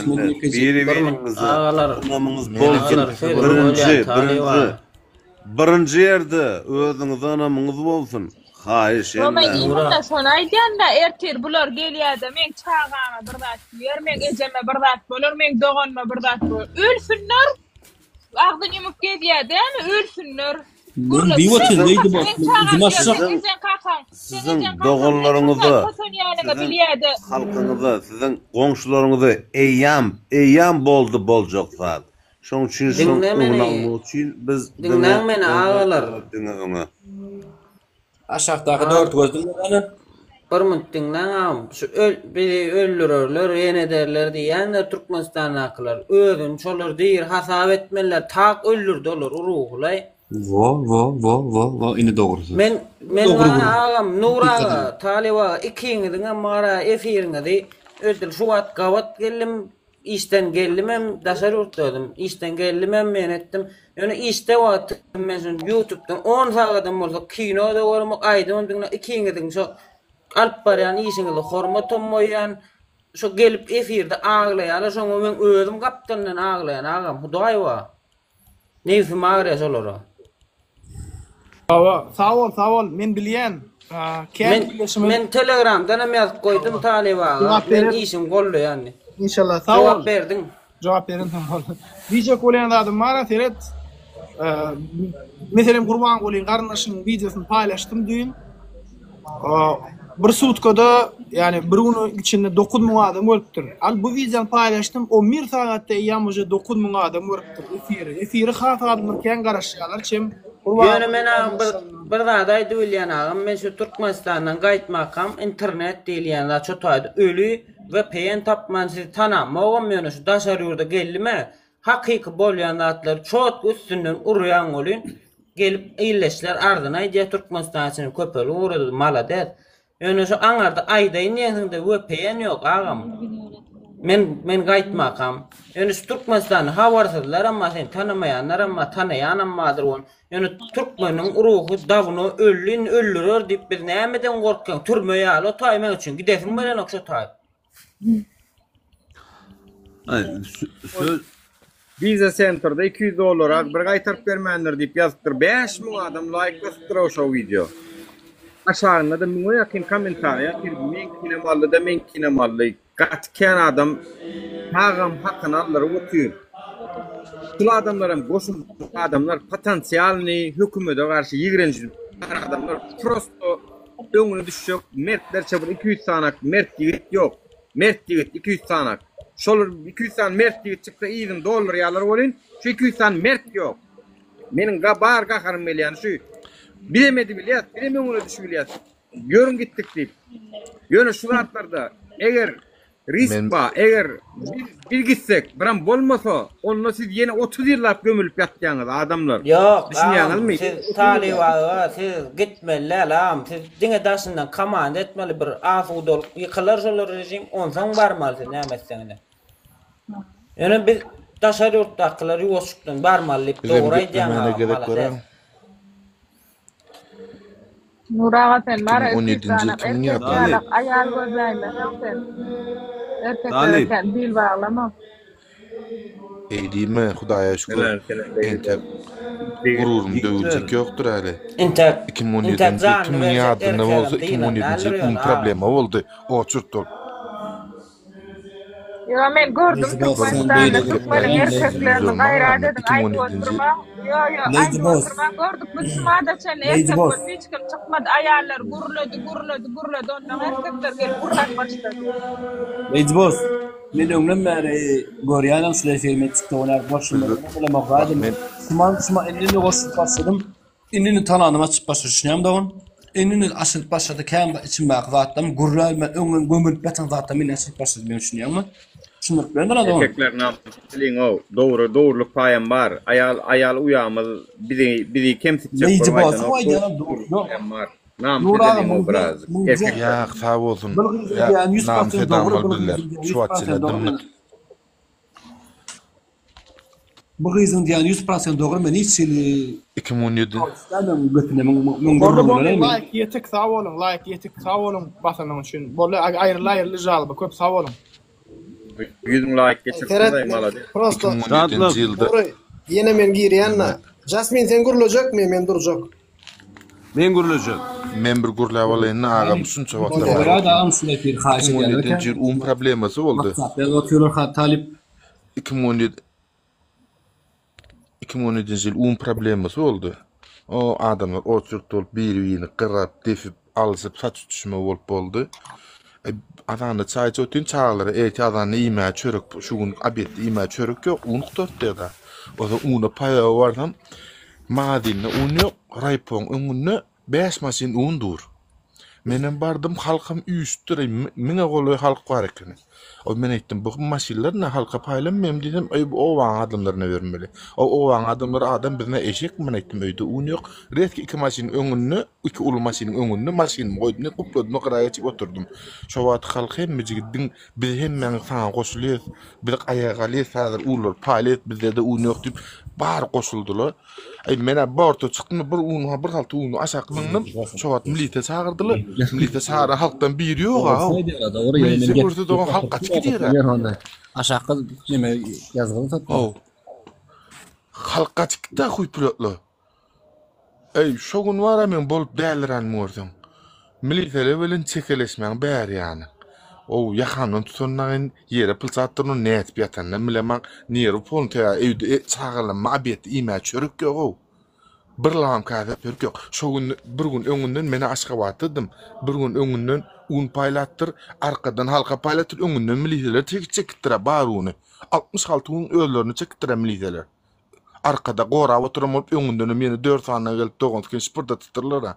Oňa raýpon başlygy çağırdy, nim ýokary ýür, men ýanyma gel, men häzir un tap berýän, öýde un ýok boldy diýip. Bole men aýtdym, ýokary ýanyna baryp otyn 2 sany milite gidi. Maňa de 26 birinji sort unum ma, maňa 5-6 wiş sort tap berdiler. O men imäni 5 kila un tapam ha. O huy pilot gelip bilet, maňa de o 5-6 wiş sort tap berdiler. On başlygyna ýaýat etdi otyrly 2 sany milite. Huy pilotlaryna. Men häzirim şolar kimligini, näme keligini ýöne aýtsak bilen halk gorkok, arkaňda durjak ýok huy pilotlaryň wara. Dostum birjem min adam matdyňski. Yok Talip, şumal Jasmin urda daýdy. Jasmin hakykda daýdy otyr Talip şumal. Ýöne dogry azık agdan bu diýä, ýöne ýany ýok. Jasmin hakykda daýdy. Men ýeke zabırda da gödýetirdim şumal. Bir min Lady Boss ýanky Talip oglana, ýanky Şatlyk Gazi Olimpiadalarynyn Talip oglana erkek yok Türkmenistan'da diydi bolun hemme kişi Lady Boss'a şoldu. Sonra Nuri Lady Boss golladı bolun hemme de Lady Boss doğru aytya Lady Boss doğru aytya dediler. Bolanok yok hakikati hakiki yerine kabul etmeyen başaralıyım oğlanlar, adamlar, vatandaşlar. Hakikati Ferhat yekece bir daha dayın men şu Lady Boss yankıdadı hakikatte Nur şon gollama kodu Lady Boss'un üstüne hemmesi şozdular şu mahal. Men hayran alyan. Jasmin sen aydan dadın menne de bolup geçti şol. Men yankı diýän dadım bir-birimde anamız yok. Näme üçin sen maşyny önüne goýup da tana hemmesi arka durýa, emma sen ýynanlaryna yekece adam sen ýanynda yok iýem. Gördüňmi? Halk bir-birine, halkın birine şart çalsaň bar gaçýar o. 4-5 yıl önce Entek şarkı çalan yok o Hudaýa şükür. Aktivizmde inne adamların Erkek yer 1000 adam çıksa 1001-nji men şu taýda. 1000 adam baý bolsa 1001-nji men. Ya, 1000 adam baý. Men bala çagama çykalmasyn. Men ýek özüm çykýan men. Men gördüm Hudaýa şükür. Men atam mendini metirdi bolan. Jasmin, şunu diýmen garaşýan. Şu meýdanda ýekece adam bolsa, barjy diýmen garaşýan. Agam, ýekece bir adam ýok bolsa da şu birinji men diýmen garaşýan. Şular ýa derejege gelmeli biz. Eger şu tatlara şu ýurt üýtgemese bara ýene 1 ýyl, ýene 1 ýyl soňky ýyldan 2026-yň ahyryna çala şu ýurt üýtgemese şu taýdan bala çagama malka çykaý diýen şu taýdan. Şu ýurt maňa gerek däl umumman. Ene men size şonu aýdaýyn. Eger şol düzelmese ýene 1 ýyl bala çagama mal çykaý diýen şu taýdan. Hepsi diýerler gardaşlar. Umumman şu ýurda bar men. Ýurdu hiç kim düzeltmeýär. Meselem ber bir halk düzeltmeli diňle. Dogan bir münt aýdaýyn ýurdu halk düzeltmeli. Halk hem kim barabardan zadan alyp çykýar onu her kim çykmak bilen boli aýdýar. Men çykdym, ol öz günün wurtun. O diýär men çykdym öz günün wurtun. Hiç kim ondan urşak bolmaýar saýdy. Aha. Taşsakçylaryň derdinden wara arkaňa durjak görünen agy bar taşsakçylar bir baý wurdy ýurt milýan wurdy ýurt oturan ýerine tatutulary. Bir talaboyda oturdyk oglala bilen. Aşakda wara. Gezegi alyp bolýarmy Talip? Arap goýup gitdiler. Yo, просто перебивать не хочу.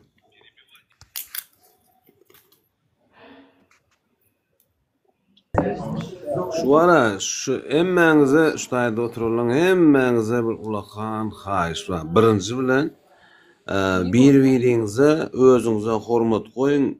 Haýyş bir gürläp oturka goşulmaňsyny gaýrat ediň o. Bardak bolmasyn ha. Birinji aýdýan birinji bilen özüňiz sylan. Haýyş ilişe söz gedek alın, elinizi kaldırın, aytsam bolýarmy, sorag bersem bolýarmy, jogap bersem bolýarmy?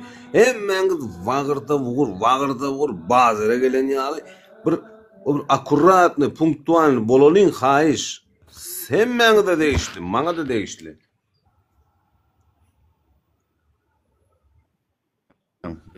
Hakikatten birazcık bir-birimizden hemen saklalyn. Biram her kimin käbirniň jany ýanyp burada. O da düşünse bolýar, içi dolup giden adamlar gelýär bu efire, soň özüni saklap bilen ok. Bir mikrofon alsa 10 minutlaryň görýär. Olaryň bir zada saklamaly bolýar ýeri gelende. Bolmasa başgasyna gerek gören ok. Ýöne ene şu hakik halk maslahaty şu. Maslahaty diýilende ene şu bolar galmagal, bolar ünsökür belki döwletleriň meclislerini şular tokallar bilen söýýärler. Halk maslahatynda o galmagal çözülýän bolsa ol maslahat bolup durýar. Çünki Allah Taala her bir adamyny başga hile edip yaratdy. Birini aydym sazda talantly etdi, birini filosofiýada ökdi etdi, birini agitasiýada ökdi etdi. Misal üçin men aydym saz başaramok. Başarmayan adamam edemok. Şon ýaly her bir adamynyň öz bir talanty bar we şol adamlaryň ýurtda edip biljek işleri var. Birini medisina ugrunun doktory bolmakda ökdi, biri molum bolmagy ökdi, biri baş tutan bolmagy ökdi, biri ýol başçy bolmagy ökdi. Garaz her kimin bir taby şol adamlary doğru bilip almak üçin demokratiya bolmaly. Yani gorkmanjyk pikirini aýdyp bir şoň üstünde tanamaly. Haçana demokratiya yok bolandy.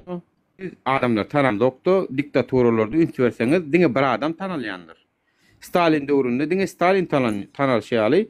Ne Gurbanulyň döwründe diňe Berdimuhammed tanalýar. Onsoň adamlar şunu sorag berýär. Bolýa şunu aýralýar. Ýöne ýerine kim geçmeli? Adamlar da şu sorag berýär. Çünki diktatura aslına seretseň yerine geçen dolandırmalar. Parlament dolandırsa ve şu taýdaky adamların geplik sözlerini biz telewiziýadan dinläp eşitip dursak biziň özümüz karar berýäs. Şular akylly gurlady, ay ola samsyk gurlady. Bula bolýa ortaça özümüz bahan berýäs sänim. Şol adamlary indiki saýlawlarda öňe çykarýas biz. Şoň üçin siz hiç haçan şuhaňyz bolmasyn. Gurbanuly gitse, Serdar gitse yerine adam taparsmy diýip pikir etmeň. Gaty gowusyny tapars. Şeýle şular aýyrmak bilen ýaman gowetdik diýip begenik gezjeňde men ýan adamlar. Ýöne şular aýyrmasak ýurtda bilimler de ýol ýok, talantlar da ýol ýok, akyllar da ýol ýok. Awa diňe samsygy ýalla ýol wa, kaz ýolu, şahlary ýol wa. Şu wagt şeýle dälmi? Ýalňyşmy ýa? Kaz ýol bilen şah ýalla şolar ýol alýar şu wagt.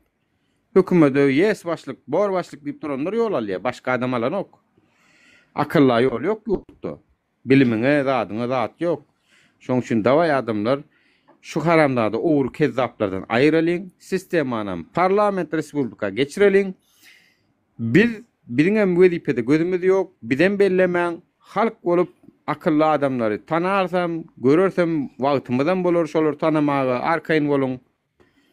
Şolaram getirersem başymyza üstesine de parlament respublika boýunça günnelik meclis diyen cedelleri, gurrungları biz televizyondan günü aýlymda dinler. Türkiýede bara TBMM TV diýip telewiziýa bar. Ýörüýte Türkiýanyň meclisini premo efirde paýlaşýar. Şo taýda haýsy deputat nähil gurlaýar, näme diýär, halk bahwitli näme kararlar almaly, onuň ziýany näme, o karar alsak peýdasy näme, onu o ara maslahatlaşýarlar.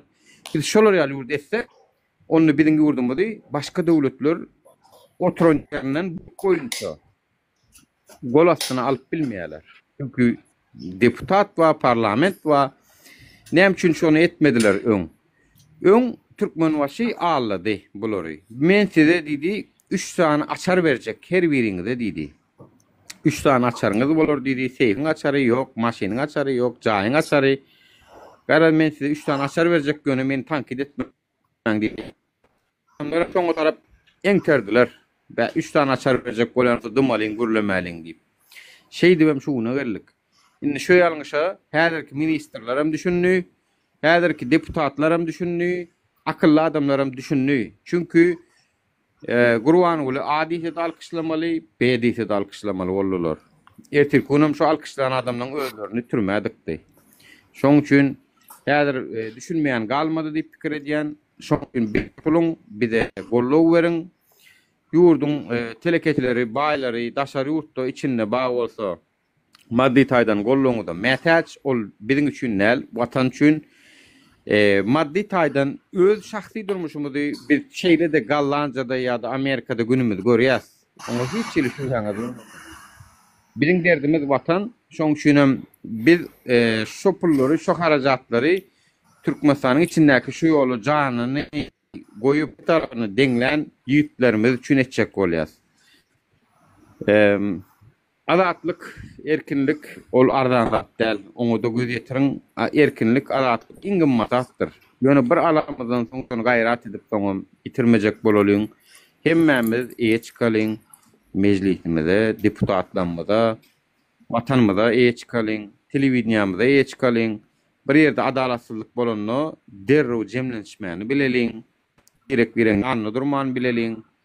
Adalatsyzlyk barmy? Näme üçin üşmeler? Adalatsyzlyk üçin üşmelik. Şonu etsek, bile daşky düşmanam topulup bilmeýär, çünki biler bular agdy bir halk. Bulary biz diýip bilmeýär diýerler. Açanla biz şonu etmesek, ina Gurbanuly Berdimuhammedow şu wagt ýurdumyzyň düşmana ýaman ansat udar edip koydu. Yaman ansat da şu wagt Türkmen halkı, Türkmenistan yurdumuz udara açık. Näme üçin? Çünkü köp adamın içinde şeyle de şu hökümete bolan ýigrenç var. Urş bolsa ay mene görüşek geldi diýen bir giden adamlar vardır çünkü teresten yurdumuzu şeyle bir ýagdaýa getirdiler. Ay men näme üçin görüşmelay? Men yurdum üçin gulluk etdim bolyn, meni Aşgabatda salanok. O men näme üçin janym bermelay bolar üçin goý Aşgabat görüşsün diýjekler amma. Şoň üçin şu udara açyk goýdy şu wagt Gurbany Guly. Aslına teresten watana haýyny şol, dönük şol. Ýigrenç töretdi adamlaryň içinde. Öz ýurduna bolan söýgüden köp ýigrenç töretdi. Ina şu wagt şutaýda bir ýerleşimde maýtda, eger ýene bir ýyl şolar ýaly gitse men maşgalama alyp çykjak diýdi. Näme diýmek? Şo ýurdu kim alsa şol alsın, men şo ýurt bilen kelleme maaş çekýärlimek şol. Şoň üçin dawaý adamlar ýurdumyz ne Gurbany Guly goýalyň, ne daşky düşmana goýalyň, eýe çykalyň, watansyz, topraksyz almalyň, galmajak bolalyň, görüşeliň. Biziň edýänimiz hakykatdan watan söýüjlikli gurrunlar. Analaýyn ne talip, ne men şu ýola çykmaýadyk. Sizden beter watanymyzy söýmedik bolsak, halkymyzy söýmedik bolsak şu ýola çykmaýadyk. Ay iyile bolýan bolsa maňa da bolýarly diýip gezerdik. Hiç kim hasabam soramayady bizden. Nury sen näme üçin görüşmediň ýa talip sen näme üçin görüşmediň diýmeýärdi bizden. Ay senem görüşmediň diýip jogap beräýmeli. Antatda.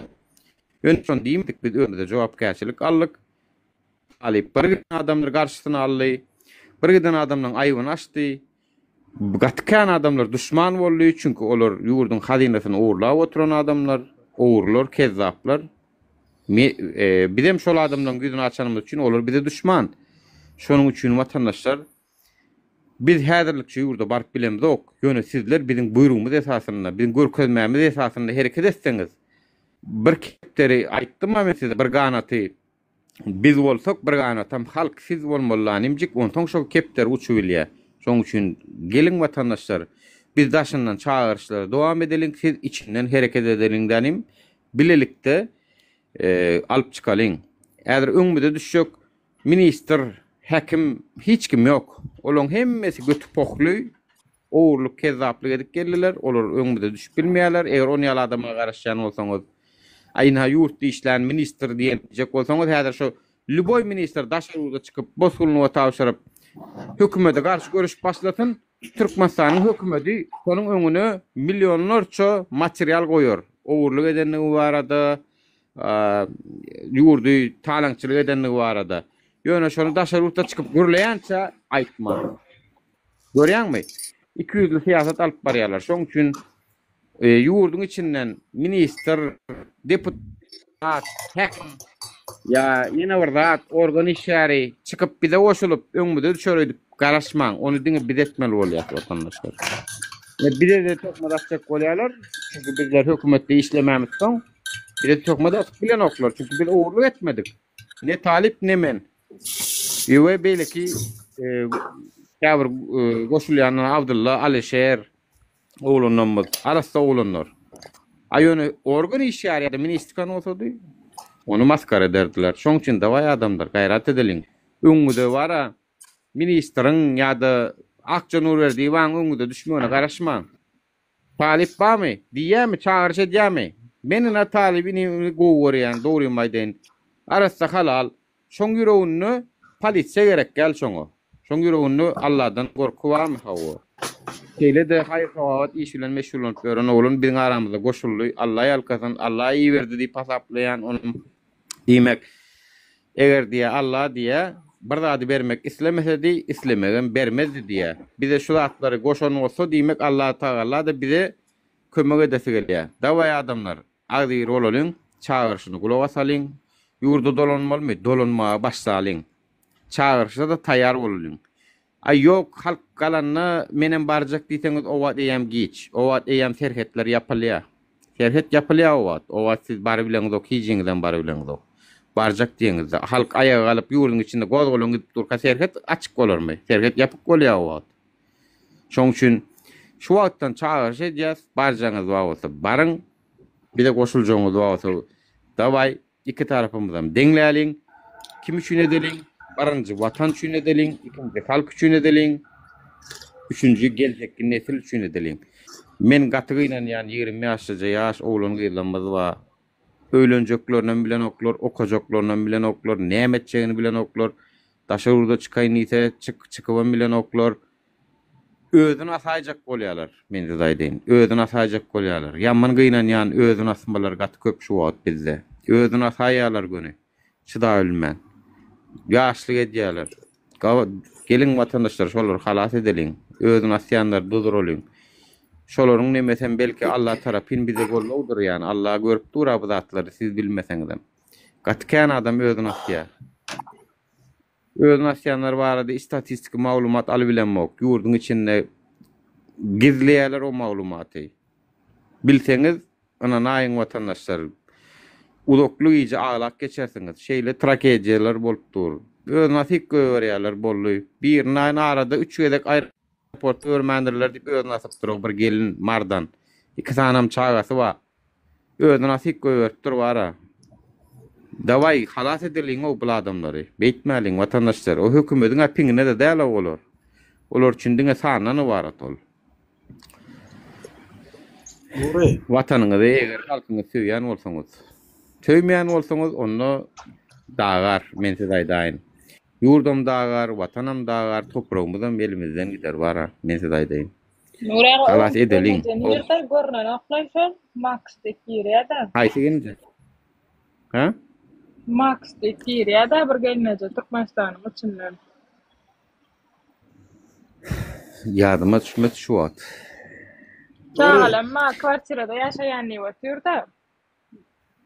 Bahbadırla hemmesinem soň izinden ýetýär hökümetde azar berip dymdyr ýa-da bilýän o gelnejen.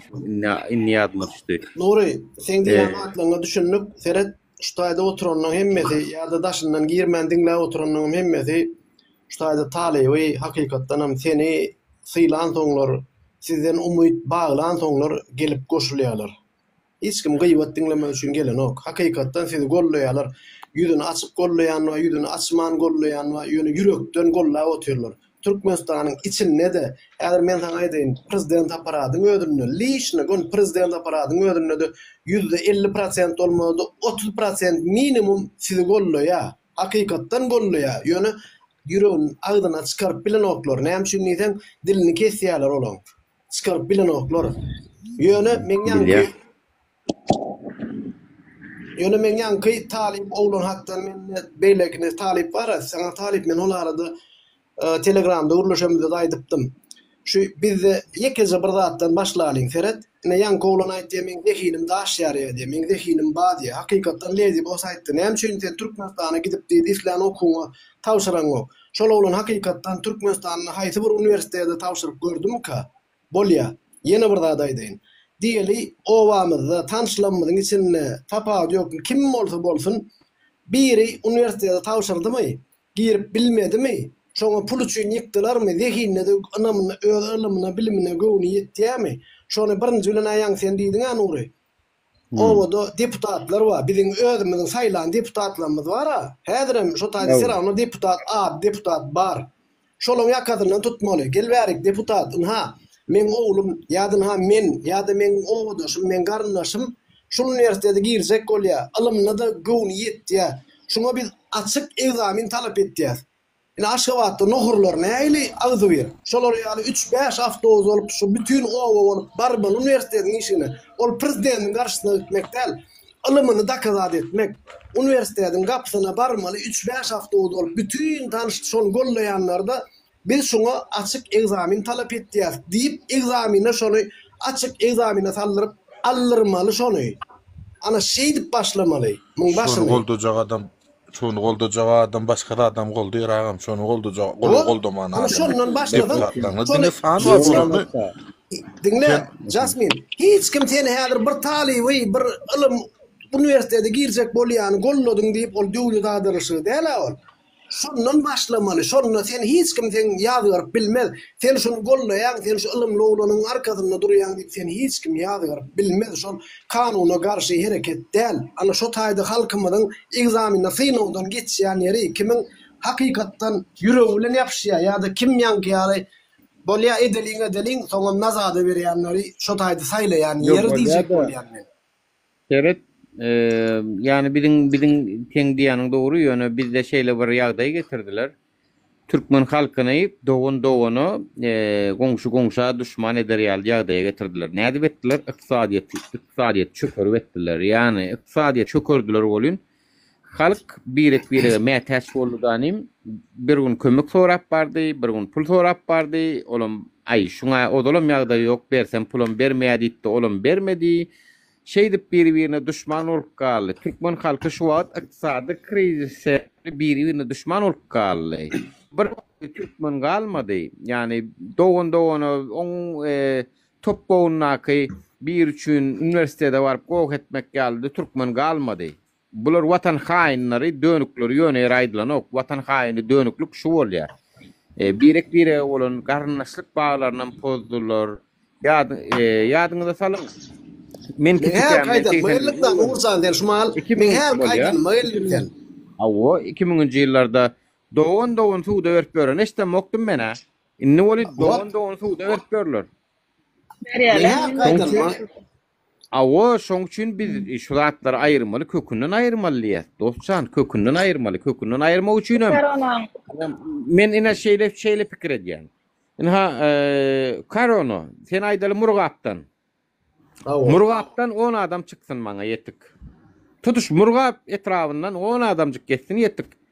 Sakarçay etrafdan 10 adam çyksyn. Tutuş Sakarçaýyň jogapkärçiliginden boşat ýaşa 10 adam. Etraflardan, her etrafdan 10 adam çykanda da biz wara sil bolýasa olan başyna. Bilýärmi sen şonu? Etrafdan her etrafdan 10 adam çyksa. Diňe Maryň özüni bilemok 17 mi 18 mi 20 sen etraf bar. 28 tane etraf bar awa. Etraf bar. O her vilayetde näsen etraf bar. Her etrafdan 10 adam çykanda ýetdik bize. Biz tutuş maşkalan duruşunu çağa çuğu olup çıkmağına da garaşamdok. Şular ýala zat üçün, watan üçün tutuş Türkmenistanyň 4 ýerinden hemme kunjowundan çykmagyny isleýär. 10 adamdan çıktı. Sen men ağrıyan yerimden basýan häzir. Men sana hälen näme düşündirjek bolýan. Sen bolsa meňe başga ýerleri uratýan meni. Men iýmini ağrıyan yerim bizim iýmini wot seret bütün bir etraf bolup bir 10 tane adam çıkıp bilmeýän bolsa şonu halkyň bir-birine ynamy ýok diýmek dälmi şu? Belki çıkar. Biz bilemzok. Bizin şu wakýaly çynlykly hereketi öňetmedik. Bizdiňe oturdunno çağırış etdik meçitlere. Yani ola Moskwa wagtdaky Şevçenkadaky meçide. Atak häzir biz bu dolup ve çağırışım garaşyň diýär. Nuri, bir daha daýdyn.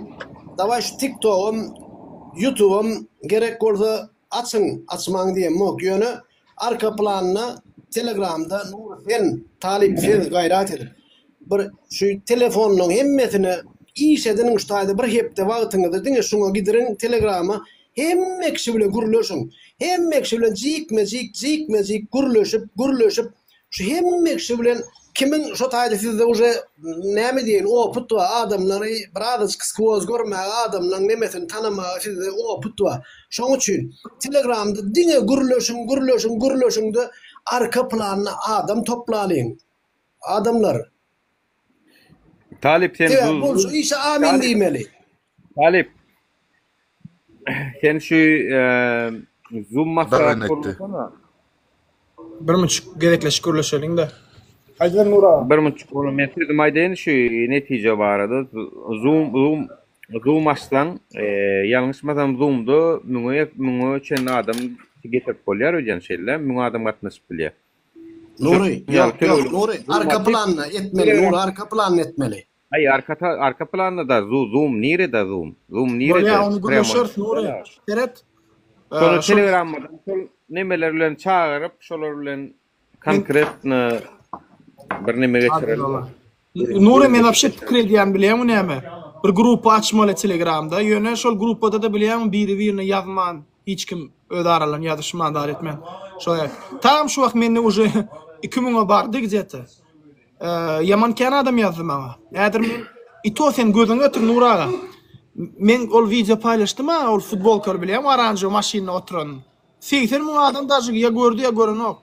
Ol maşynyň içine oturan men uje 2000 adam ýazdım maňa. Häzir men ertäden bir video çeksem, men bilemok näçe adam. Uje adamlar men şu ýerdek men konkretny zat etdim. Allah aşkür bular. Atken adam bana çıktılar. Yaman ken adam. Talip Nuri sizi gollayan kano men aydı oturna. Ne işli var sizi vilayetin Aşgabat'ta Türkmenistan'da vilayetin oturan adamlardan sizi gollayanlar gatı ken. Yönü hem de şehir ştayık çıkıp sesini eşittirip bilen oklar. İminle men şovu üçün diyen arka planını açın ikiniz hem aktivini şu temada oturun. Bir hepte vaktinizi alsanız ştayda siz yani şu TikTok'ta etcek çağırışınızdan şu tayda arka planını gat köp adam yüşürürsünüz. Ulan men fikirim. İnşallah. Doğru aýtýan Allah'ın izni bilen men şoňa bary otyr tagam uje maňa günne ýazýarlar. Men şuň ertir inşallah iş edinip bara şuň gije oturup ýazar hemme kime. Men tagam uje näçe unemer ýazyp otyr yaman adam ken akym bolan üçin hemme kime jogap berip etşem o ýöne. Luboy adama ýazana men jogap ber ýani. Pulybom jogap ber inşallah. Meňem 10% zaryadkam galy efirim ýapalyn inşallah. Ertir nuraga açar ya men açarym bilemok. Bolya Talip, in sonuna bir zada aydıp kalayın. Seret, hakikattan sizi gollayanlar gatıken yönü size seslerini eşittirip bilen oklar. Solon sesini siz eşittin, paka siz eşittin. Siz eşittin, siz nemeden geçirin yankı sözme elekten geçirin, ondan son yüze çıkarlar şolar. İnşallah. Şolar hakikattan hak sesini size eşittirip bilen oklar. Argan zavad etsinler. İnşallah. Argan sonun hareket etmeli. Talip yapman soray da report edin. Ayçık zatlarınız, koşuk zatlarınız var mı deyip soray da. Ayçık koşuk zatlarınız var mı? Var. Talip. Videolar, koyun videolar report edin. Arkadaşlar yapın sevmeyen ha işin ya. Arkadan hükmünü. Bu yani işler hem mevzunda can sağlık. Üst maşgala birliği arzu et yani. Yaşasın garaşsız demokratik Türkmenistan devleti. Minnettar her birine koşulanlar. Allah razı olsun inşallah. Allah Молодец. Telegram'ına adına yazışmağa, cevap vermeye. Allah diyen mi? Ha. Allah ulan bir kömekle. Şayet tenge köz geçsin o bana zaten. Allah ulan öyle şu. Yok bana işke.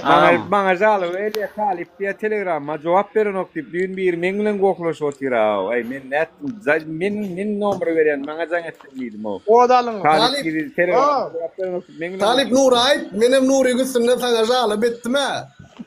Kerim Halli Nuri'nin dinleyen okuyup. Ha o. Ya Allah ulan mala değil hay yani kasa doğru zatlar aytýar o sözüm yok Allah ulan talip. Молодец. Talip ulan tadarlı ulanlar herkese bir zada aytsak Nuri. Men ne bir ýagdaý bardyr.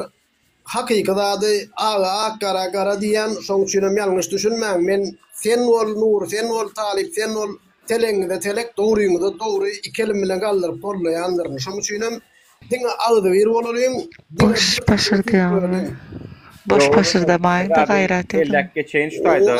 Yalnız düşünmeyin. Biri tankide ediplersiniz. Bir yanlışamda okuyayım. Boş başırda var. Efirde buradan yanlar. Bir yanlış var. Ana Kur'an ulun nemesi gellan gıydı. Kimin haktygyny, kimin boşlugyny wagt görkezdi. Adamlar. Bir yanlış millet bir adamdır. Bir tankid eden üçün bir gatgoram yok. Bir de yerlikli argument bilen siz şunu diýdiňiz bolun şunu etseň bolmaýarmy diýip yerine bilen pikiriňiz bilen gelseňiz bir gat hormat goýýar şol zatlara. Çünkü biz onan ýaz siz onu watan üçin etdiňiz o pikiri. Biz de ýalňyş düşünemdik. Töhmedat masalar Pikiriňiz bilen gelin, ideýaňyz bilen gelin bir format goýýar. Hökmany turatda. Ýalňyş bilen bir de adam. Bolya Nuri seret bir yılla 12 ay var 365 gün var. 6% zaryadka var ha. Bolya vizyon bu olsun şulayda plan işi edibillik şunu başardık, diğer ýaly hereket